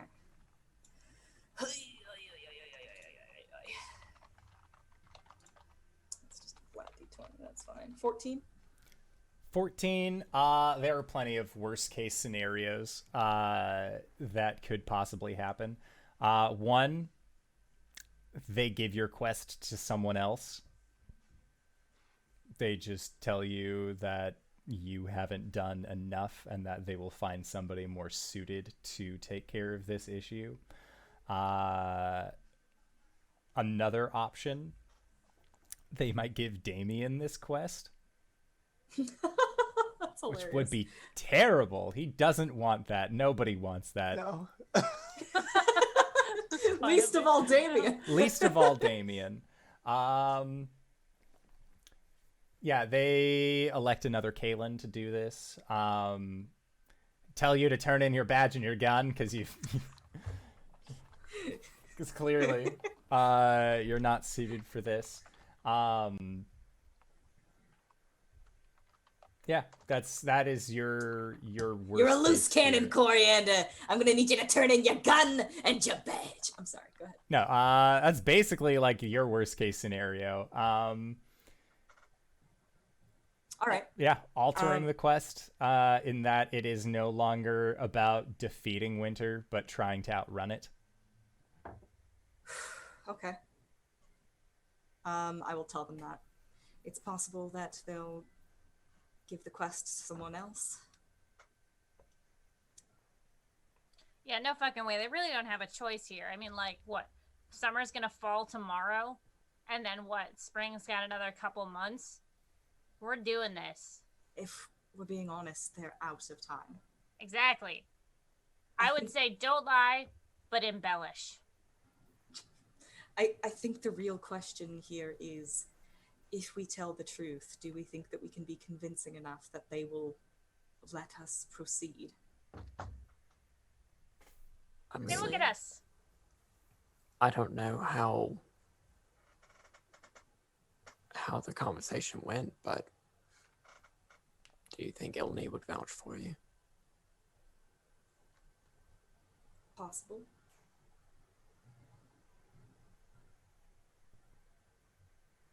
I don't think Diantha would, but Ilni sounds possible. You should probably talk to her first before asking for any sort of I endorsement. don't know where the fuck she is. Want me to try and contact her?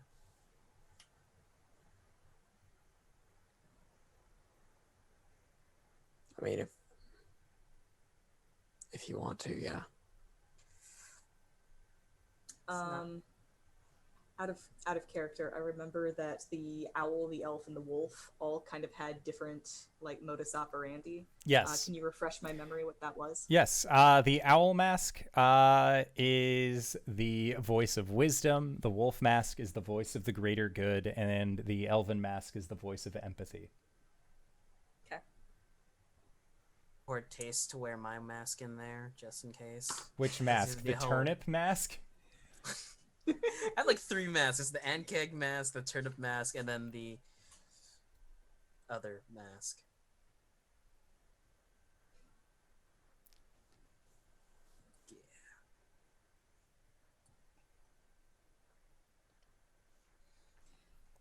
Is it Wait. decided? The way I see it, which admittedly is from an outside perspective, we're what they got. And between both of the planes that are involved, you know the most about taming the primordial fae, even if you haven't gotten all the way there.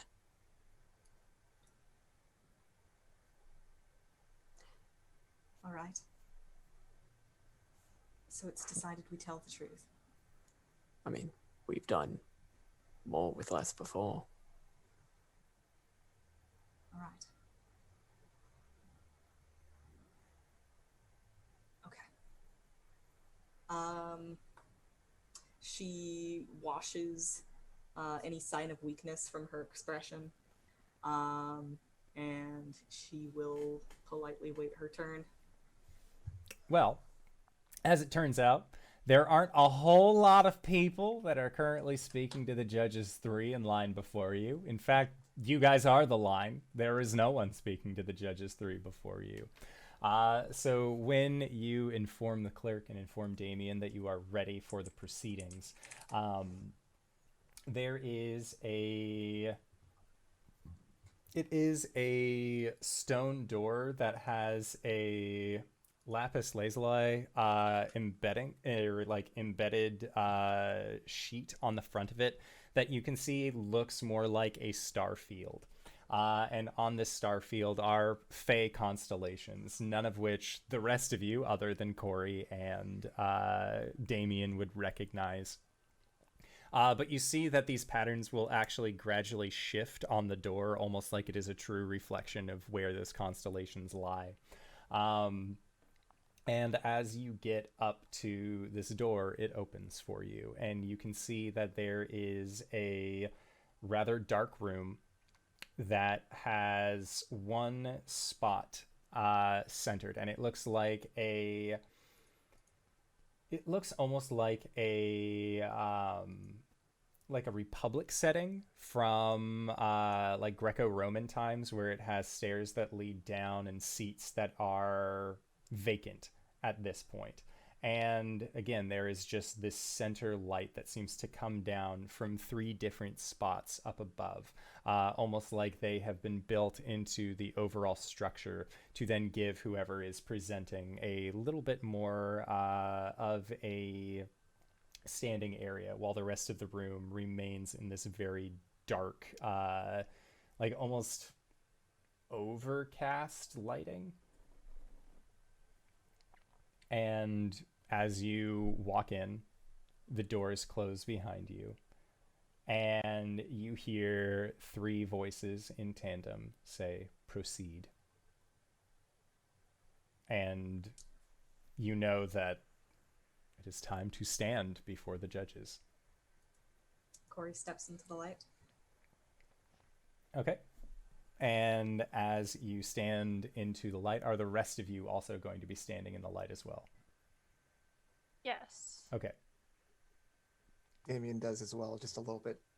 Like off to the side, towards the back, just in case. You got this. Okay. So as you stand in this lit area of this chamber, there is a whooshing sound, as you can see what look to be almost like columns of smoke that seem to circle the room, and as they do, You see one of them passes behind a pillar, and as it comes out, it is wearing, it has this owl-like mask in front of it. As another pillar passes, as another one of these smoke-like figures passes behind a second pillar, they have this elven mask, and as the third one passes by, they have this wolf mask as well.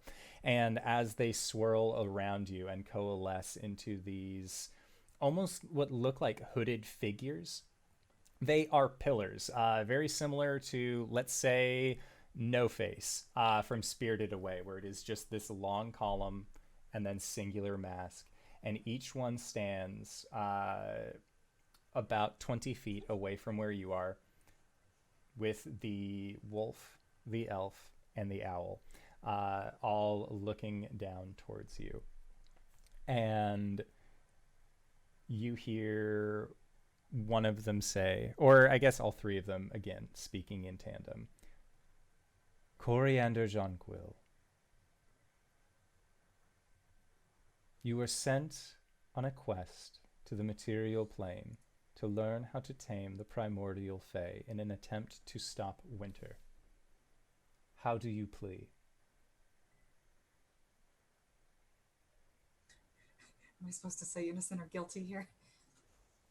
Like what? How do I plead? God, sorry. Yes, I am. Yes.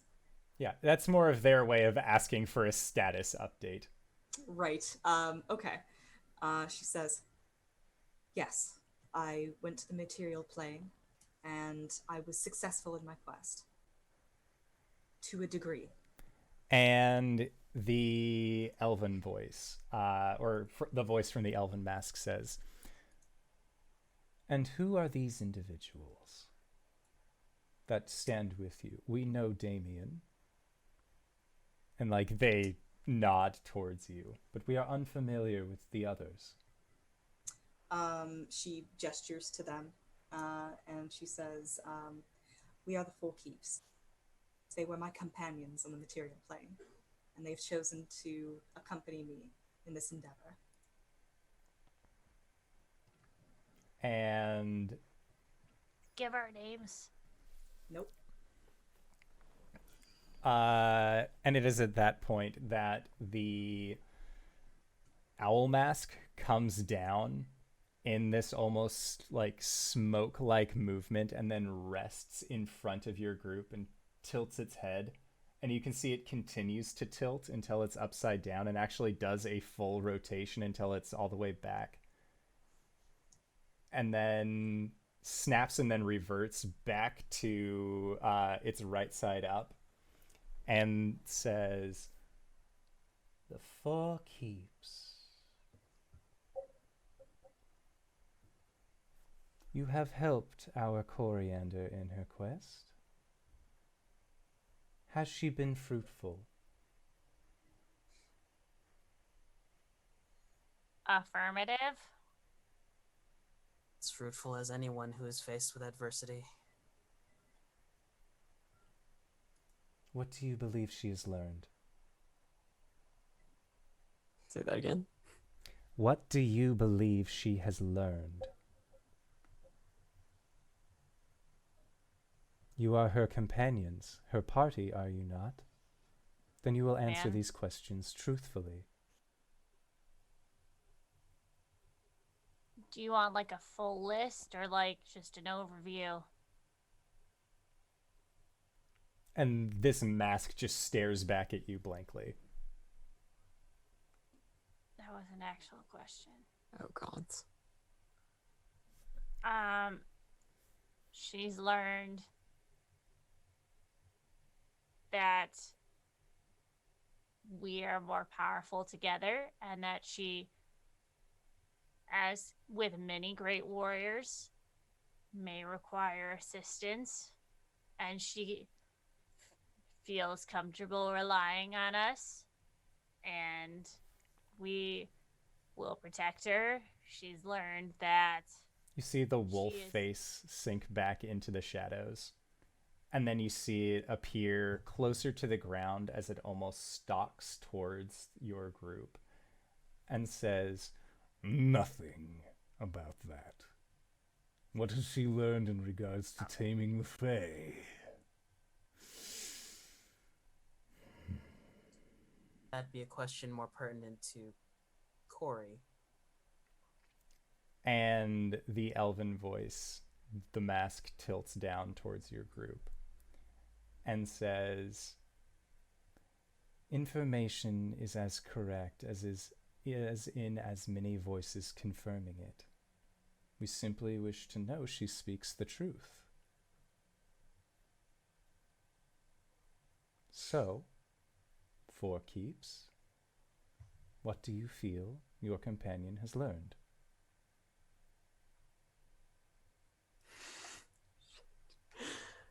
I'm sorry, Cori.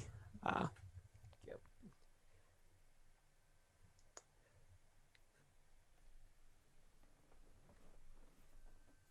Coriander,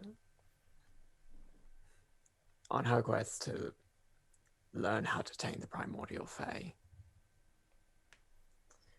has faced much adversity, a lot of it coming from a creature that has separated herself from her seasons to teach her that very lesson. She has recovered the essence of spring, she has recovered the essence of summer, learning the name of fire in the process, and she has recovered the essence of autumn. The deeper lessons within that Cori herself can speak to.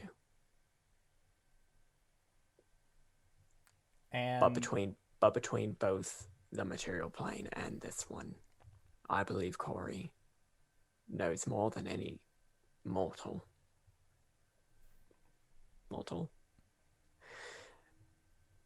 how to tame the primordial Fae. And at that, the Fae, like, rear back a little bit. The wolf one kind of hunkers down a little bit forward. And the owl says, stripped of her seasons, how? What does this mean? Scaled one. Asshat opened a portal and sealed it on her, and she died. And she looks back. Damien. And the wolf snarls towards you. Is this true? In my original quest to seal the portal that the Fae were fleeing from, Coriander happened to fall out of the portal on our way back.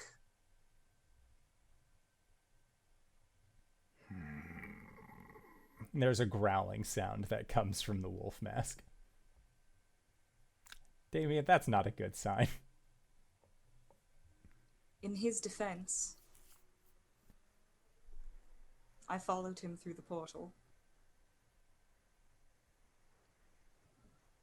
And why is this? The elf mask says. Because I don't agree with the way that the Autumn Isle has been handled in my absence.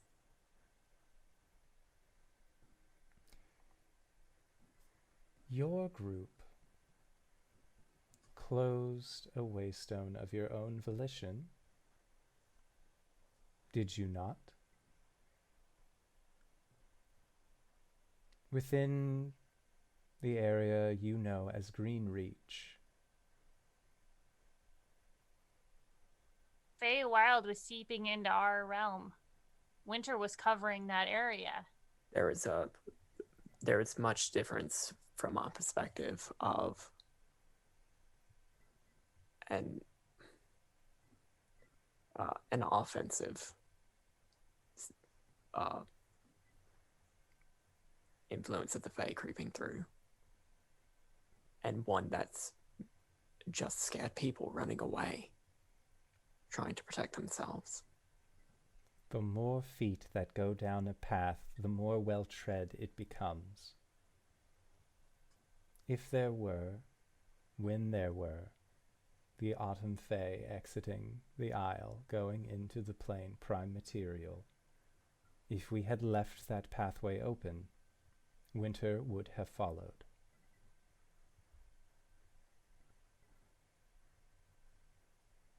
And what path were they supposed to follow? And there is a pause, and the wolf snarls and says, "They were supposed to fight. They were supposed to defend themselves. And if they could not retreat, join forces with summer, join forces with spring. Not simply abandon their kind. They sought what was good for them, not what was good for the group." They weren't soldiers, they were citizens. They had no one to defend them. And Were they supposed to stay and defend themselves, or were they defending you?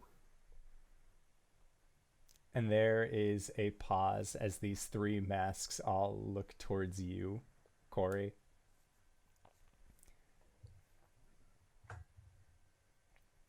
We do not need defending.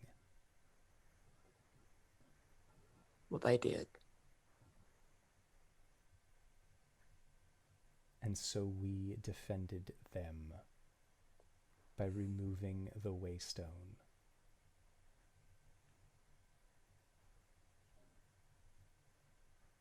Their refugee camp would have been the first step of winter coming through that Waystone if it was left unchecked.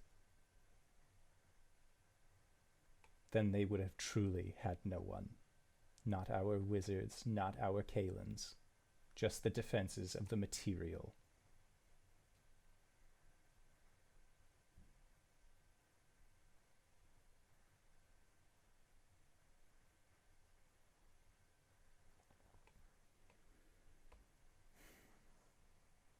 There is... Are they saying it was a good thing or a bad thing that we closed the Waystone?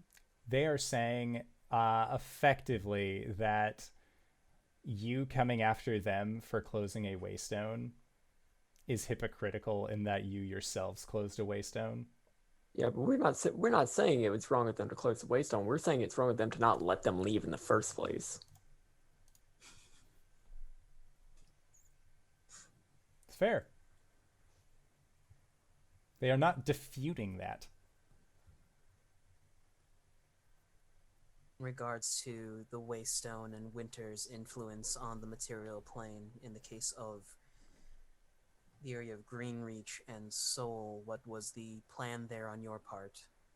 He was trapping material planers and gaining strength from them. And the owl says, "An agent of the Spring Caelum was sent to deal with this issue. And they did. Returned with Soul in his flask. For us to judge accordingly."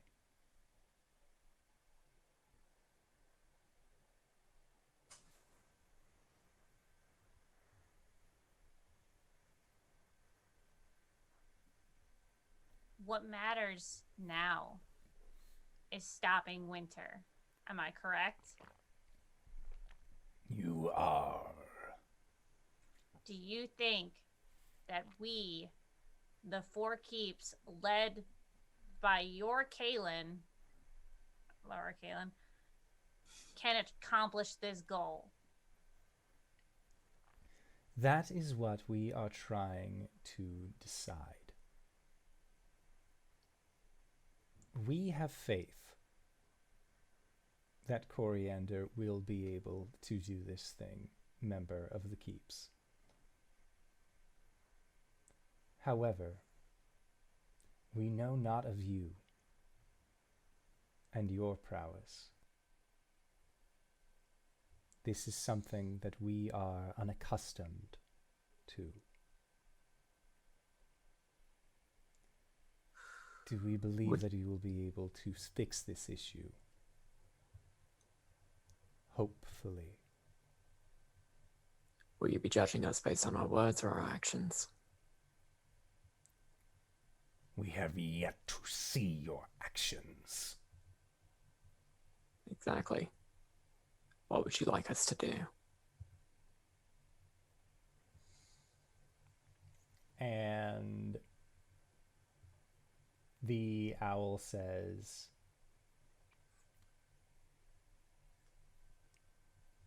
"You will find one who is capable of judging your actions more than us.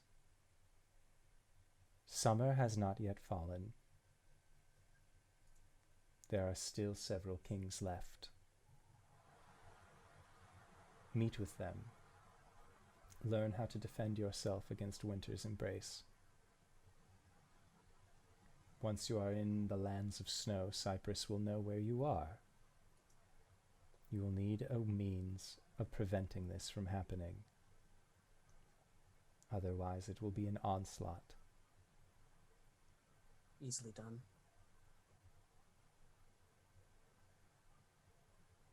He'll motion to Gwen to hold up her finger with the ring of non-detection. Do you give the judges 3 the bird? Very innocently. I'm showing them my ring. You hear a chuckle from the wolf. I am a crafter of magic items of sorts. If you could list out the problems, I think I can work my way around them. As long as you are within Winter's domain, the Eladrin known as Cyprus, currently possessed by the Ring of Winter, will be able to find where you are. While you are on snow, while you are on their ground, they will know where you are. They will know how to find you. And we'll be waiting for them. You do not understand, small one. The ring allows Cyprus to create copies of himself. Creatures of snow and ice are but his whim. It will be wave after wave after wave of creatures that do not bleed, that do not take time to grow. They simply are created in Vinru's image. Yes, dead one.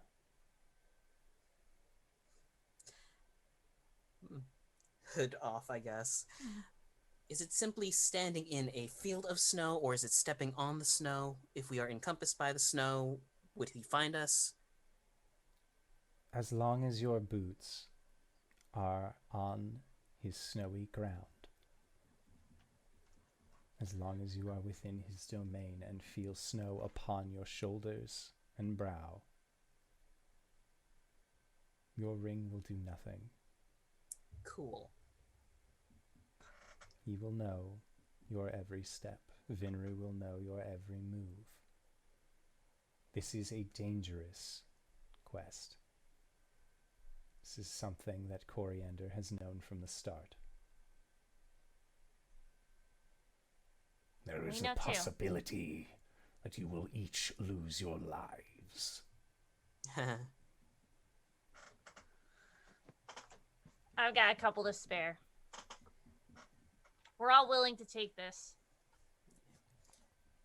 If not for the Feywild, for her. Yeah. If it isn't already apparent we're here, we know the consequences. Turns to Gwen. Snow walking boots.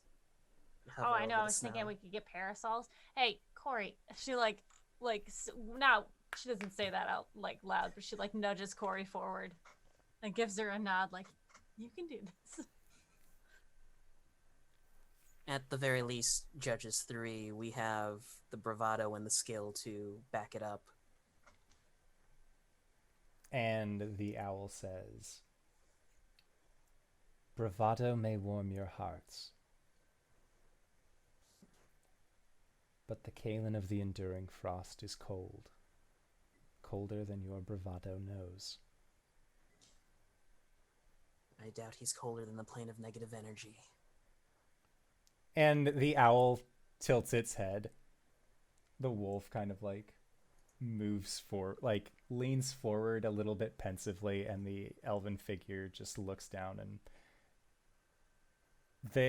you hear a slight chuckle from them.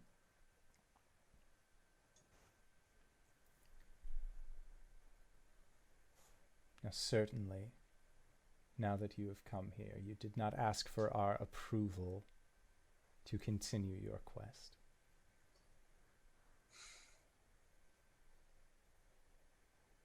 So tell me, Coriander Jonquil, why is it that you stand before us? If you have already learned how to tame the Fae, why have you not done it so?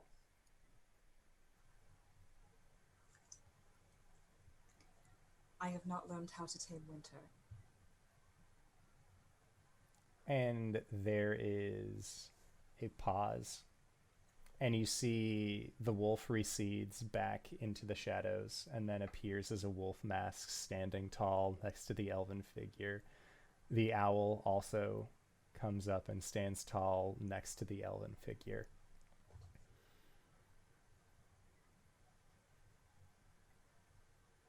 Your quest is not complete, they say in tandem.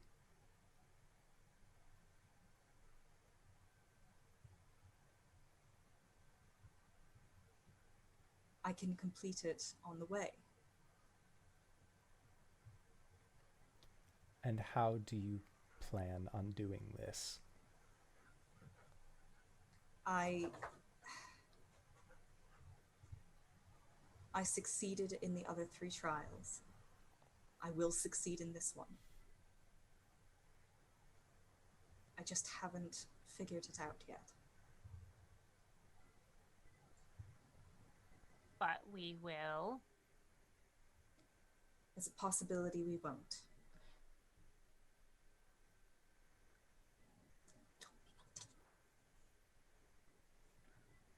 We haven't failed yet. It's not a lie.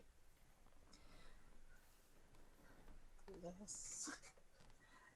Even if I don't tame the Winter Fae, there may be other ways. Surely Winter can't stand against the might of 3 Caelums together.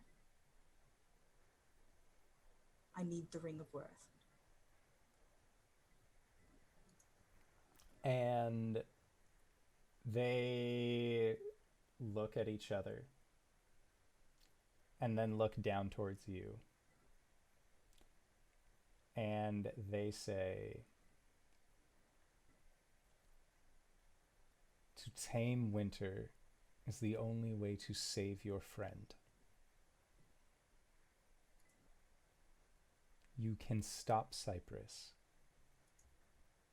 without it. But to save him, you must know how to separate the spirit from the body.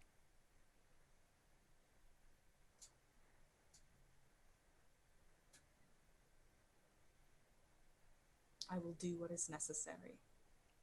If we give you this ring, and you fall, and Cypress gains the power of 2 primordials, we are all doomed. Then I won't let that happen. On your name, do you promise this?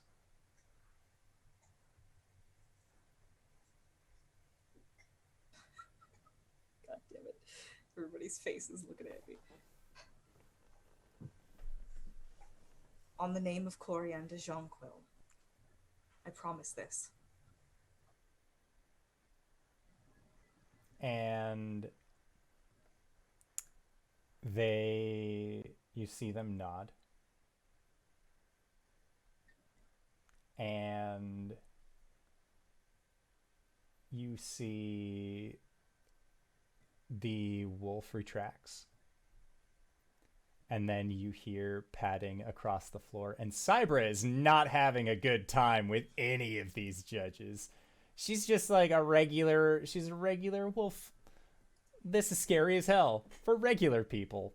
But the mask of the wolf comes forward once again, and you see treads forward, and now that it is close enough to the light, you can see that it is silhouetted. It is an actual wolf's body that is behind this mask as well, but its fur is dark as charcoal, and it comes towards, and you see sets its head down towards the ground, and you hear a tink sound, and then its head comes up and then retracts back into the shadow.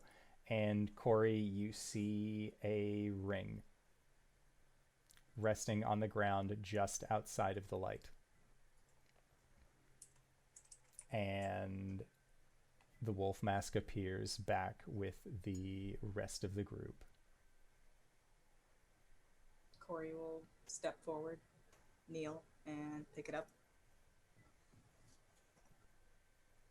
And the judges all say, "On your name. And what of you, for keeps? On your names, will you stand with your friend and see her quest through to the end? If she falls, will you continue her work?" Yes. Yes.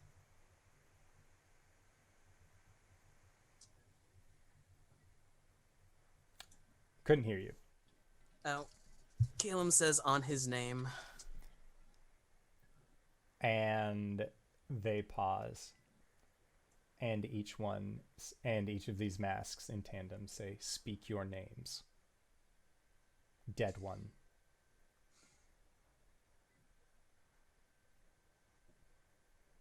On my name as Eva Ben. Speak your name. Dragonkin.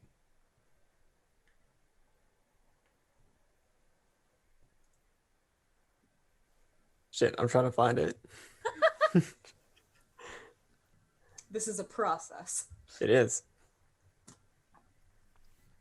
Am I getting the sense that I have the true name? You get the sense that that's what they're asking. Cori and Caelum both gave their true names, as far as you know. Blake, son of Nun, Witch Knight of the Sanguine Order, Arjhan Yodaris, founder of Tyrant Security, heir to the Obsidian Tyrant Torlane Yodaris, adversary of the Bronze Lord of Rask, son of Tylera and Herald of the Scale Tyrant Tiamat. And you hear the wolf chuckle and quietly say, "I like this one." And you, short of stature but large of heart. Gwen kind of glances up at Arjhan and she's like, Guinevere Proudfoot, Gwen the Tiny Terror, the Capper, the Spirit Slayer, friend of Cloud Giants. I mean, go off, everybody, I guess.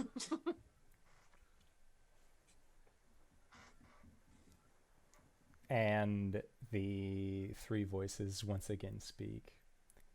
"Then it is done. Should you fail in this quest, your names will be known by all."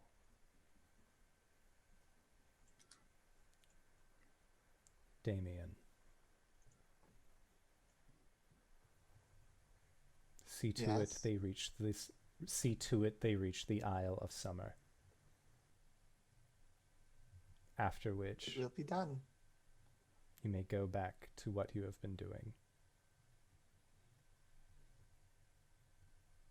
And the three masks then recede into the shadows. And the door behind you opens back out into the preceding hall, as your conversation with the Judges 3 comes to a close.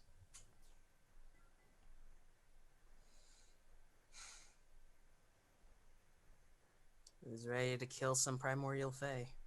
That go well. It didn't go terribly.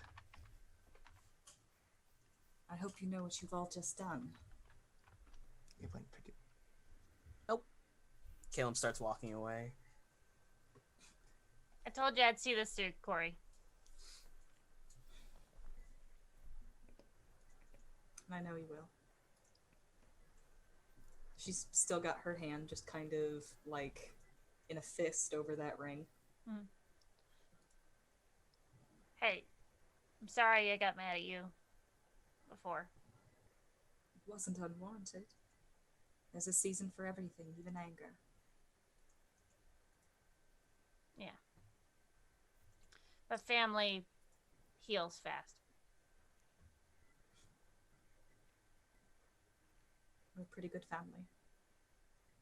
Or a really shitty one. Dysfunctional is still a type of functional. We're doomed, aren't we? All right. So, upon exiting the judge's chamber and having this interaction amongst yourselves, is there any final preparations that you would like to do before getting sent Summerside? One final snark. When Damien says, "We're doomed, aren't we?" Cori turns around and says, "Remember to smile."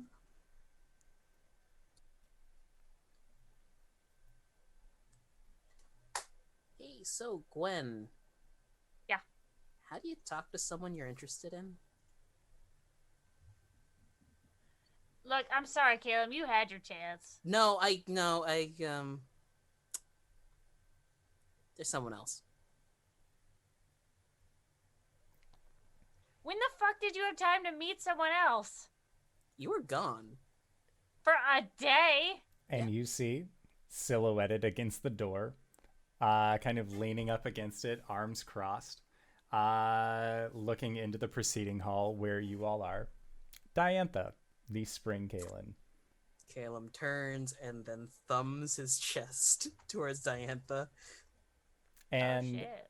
Gwen, you see this figure that we described last week wearing, they have chip tooth smile, large pink rose-colored glasses, undercut on either side, kind of a swoopy hairstyle up front, spider bite piercing on the right side of their lip, wearing a red leather bolero over a black button-up shirt, green cargo, olive green cargo pants, black like combat boots that have a star and a heart lace pattern on them.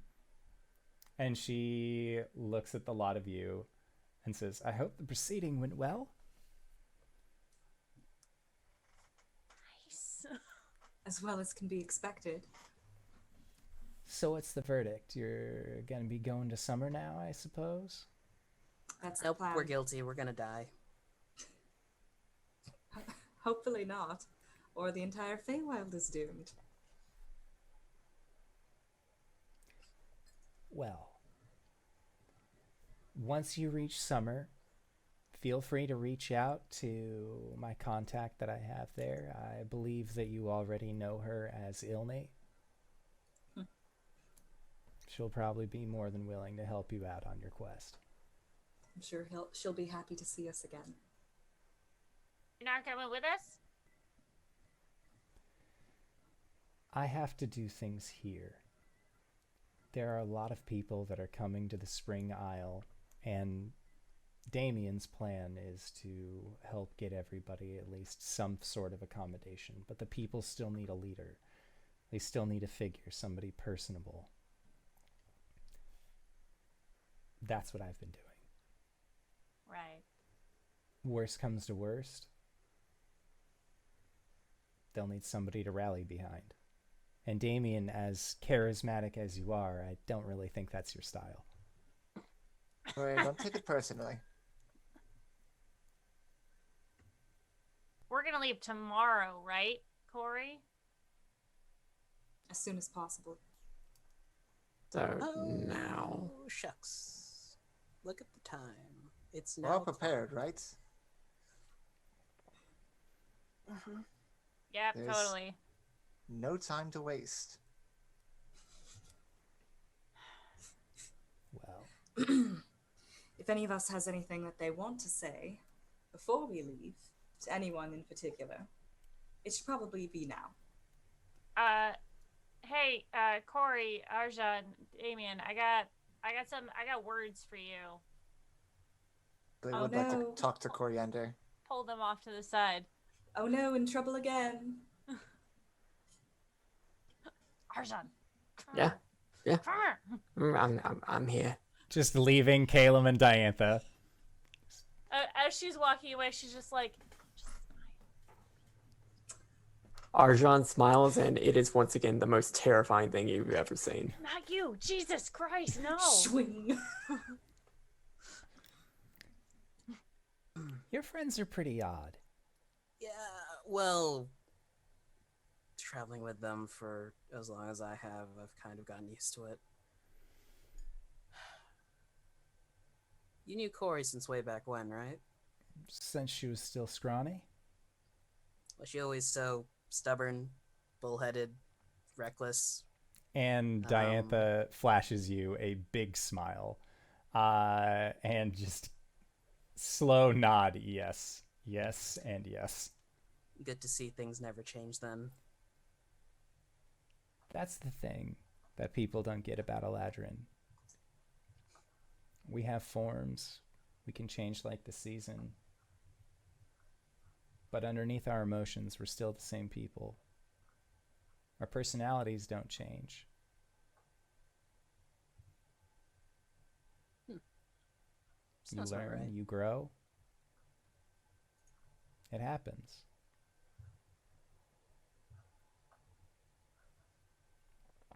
I wonder what they're talking about. Is it about you? Did you do something wrong and they're having like a team meeting about you? Damien, you can go right to the hells. Oh, no, they're saying Damon can go to hell. I mean, that sounds pretty standard. Have you ever been in a room alone with that guy? It's absolutely the worst. Oh, I spent a day with him. It's not great. He's had this really punchable face. But it gives you something to focus in on when he's teaching his lectures. Taught me everything I know about Feywild history. Maybe I'll pick his brain then. Not literally, of course. Unless, I wouldn't do that. Anyway. Well, good luck on your leadership here. We'll try our best on the front line. Luck is for people who don't know what they're doing. Well, I think you're neat. Bye. Dimension doors away. And she just like, kind of like smirks at that. Where did you dimension door to? Just like outside, breathing heavy. In the middle of the group. Let's go! You guys are in the same building! Did you tell her she smells nice? I told her she was neat. Let's go. Ooh, okay, we'll work at it. That's Smooth okay. as dogwood. So, you're all, having had this conversation, able to exit the preceding chamber. Diantha sort of like giving you a wave goodbye, and Cori, she will give you a hug, just a quick friendly hug, and then say, just remember, think before you leap. Deep breaths. You got this. Because if you don't, everyone's going to die. So no pressure, right? She does just kind of laugh into her shoulder. I'm going to do this. I know you are. And tell your friend I think he's cute.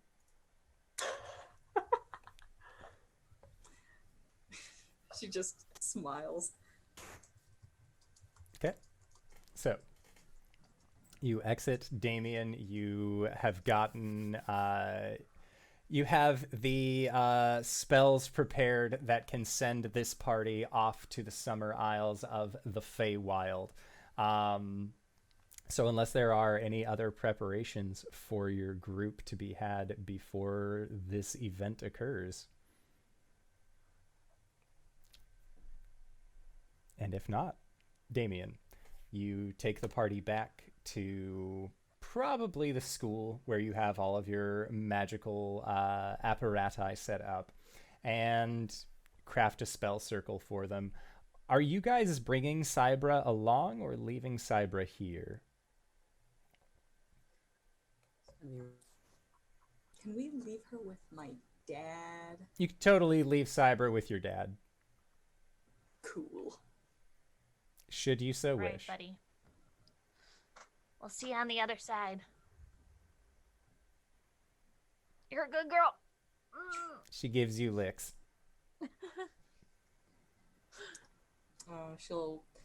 Cori will lean down and just kind of like press her forehead against Cybra's and says, please make sure he meditates. And Cybra just looks up at you, and it seems like there is an air of understanding.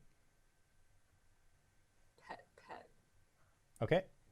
So, as you leave Cybra with Euglon Jonquil and make your way to the Caelum Academy where Damien has set up this teleportation circle, you all enter into the circle, and you have one last chance at giving that quick jab to Damien verbally before you end up making your way.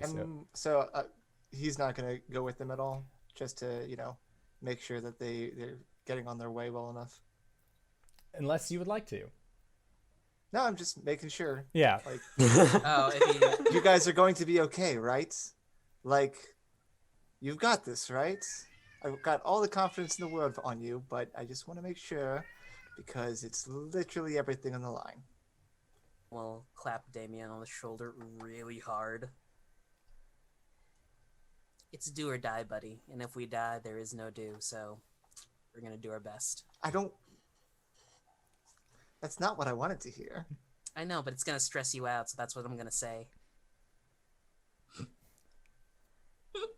I'm trying to help you. Damien, Davian, D-Man. We got this. Do We're the you? four keeps. Do you want to come? I mean, it'd be a very welcome break. But then You could use a vacation. there's I no hear the time. summer isles are nice this time of year. Skiing at a ski lodge in the Winter Isles, while a primordial fate chews you to the bone.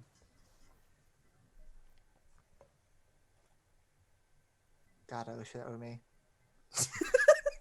Same. Yeah, I mean, I can just send them on their way. Yeah. Alrighty. So, Wait. yes. What's your AC? Depends if I cast shield. You have mage armor up. Yeah. I rolled a 16. Yeah. Well, that would hit mage armor, but I will cast shield. I think Don't you have Gwen's like a doing this plus as 12 to hit? Yeah, I rolled a 4. Oh, okay. Amazing. You lucky bastard. I would have preferred you hit. Then I would have had a little bit more confidence. doing this as Caelum's extending his hand to shake Damien's. You want to shake Damien's hand as Gwen tries to slug him. Because Caelum wanted to say goodbye proper. Oh, actually proper, or are you gonna shock him? No, I was going to say goodbye proper. Oh. I'm not expending spell slots on this deck. I mean, shocking grasp is a cantrip. It's fine. We're gonna do our best out there, Damien. I hope so. Good luck. Godspeed. We're all counting on you. Have fun storming the castle. Have fun storming the castle. Sorry you didn't get many lines this episode. Bye! That's fine. Cori locks eyes with Damien one last time and gives him a very serious look. And she says, "He was always a better student than I was. I'm going to get him back." I hope you do. She leaves. Okay. Big. Arjhan doesn't say shit. Nah. That's fine. You can just loom there and look scary. Honestly, probably for the best. I'll remember you fondly when you all... All right, so big ol' flash of magical energy washes over our 4 keeps, and that is where we are going to call it for tonight's session. So I would like to say once again, thank you to everybody who decided to stop on by, because this was a wonderful game. I loved it. It's great. Speaking of things that I love and I think are great, hey RJ, where can we find you? What do you do? Here. Hi everybody, I'm RJ. Catch it RJustice282 on Twitter and Twitch, where I'm hosting a giveaway for 100 some odd followers, so follow it there. You can catch me here on Sundays as Walmorn, the Shifter Fighter Barbarian in our Doom of Annihilation game. Of course, here on Mondays in our Homebrew campaign as Caelum the Shatterkai Wizard Cleric. This Thursday, you can catch me over at G Game Nights, where I'm playing Theophilus Wilmont in our Good Society game. But yeah, that's it. DonateKeener.com. Hi, I'm LBHackEmUp. You can find me at LBHackEmUp on the Twitters and Twitch. Tomorrow I'll be streaming in the afternoon at some time with Lauren. We're probably going to be playing Dead by Daylight, and she wanted to dress up, so we're doing some fun monster makeup. After that, I think we're taking a hiatus on G Game Nights on Tuesday nights, but we might be doing one shot. Who knows? Wednesday, I'll be on Nerd Immersion. Thursday, I will be back here on, well, not back here, back on my channel doing Thursday Night Terrors, where we might play Monster Prom again, which was just so much fun. And I totally wooed someone. I didn't want to the whole time. I wanted the himbo. I got the ghost lady. Polly's great, though. Oh my God. She is intense, and I wasn't ready, and I didn't want it, but it happened. And I got one of her special endings, too. Like, she was really in love with me, and I didn't mean to. And But also, Scott is a good boy. yeah, he's a good boy. And then next weekend, I'll be elsewhere. DanaeKeener.com. Hoi! I'm Cyber. You can find me, most of my stuff, at cyberwolf1201.live, which I was actually updating during this episode. Whoops. Yeah, I stream. We're doing Bloodborne right now. It's so bad. I think I've died 40 something times in the first episode, but hey, we beat a boss, so we're doing good. Archives of that go to YouTube, youtube.com/cyberwolf1201. Twitter, I'm everywhere. Let's talk about it. Podcast with Kyle with Nin and I. We got a new YouTube just for that. We're on Spotify now. It's great. Don't have a cool URL for that. Check out the other games that I'm in. Here on Mondays, you found us. Here on Thursdays, where I DM the Tyrant Security game. And then on Tuesday, once a month, so not this Tuesday, not next Tuesday, but the next Tuesday on the 20th, I'll be back on High Shelf Gaming playing Werewolf.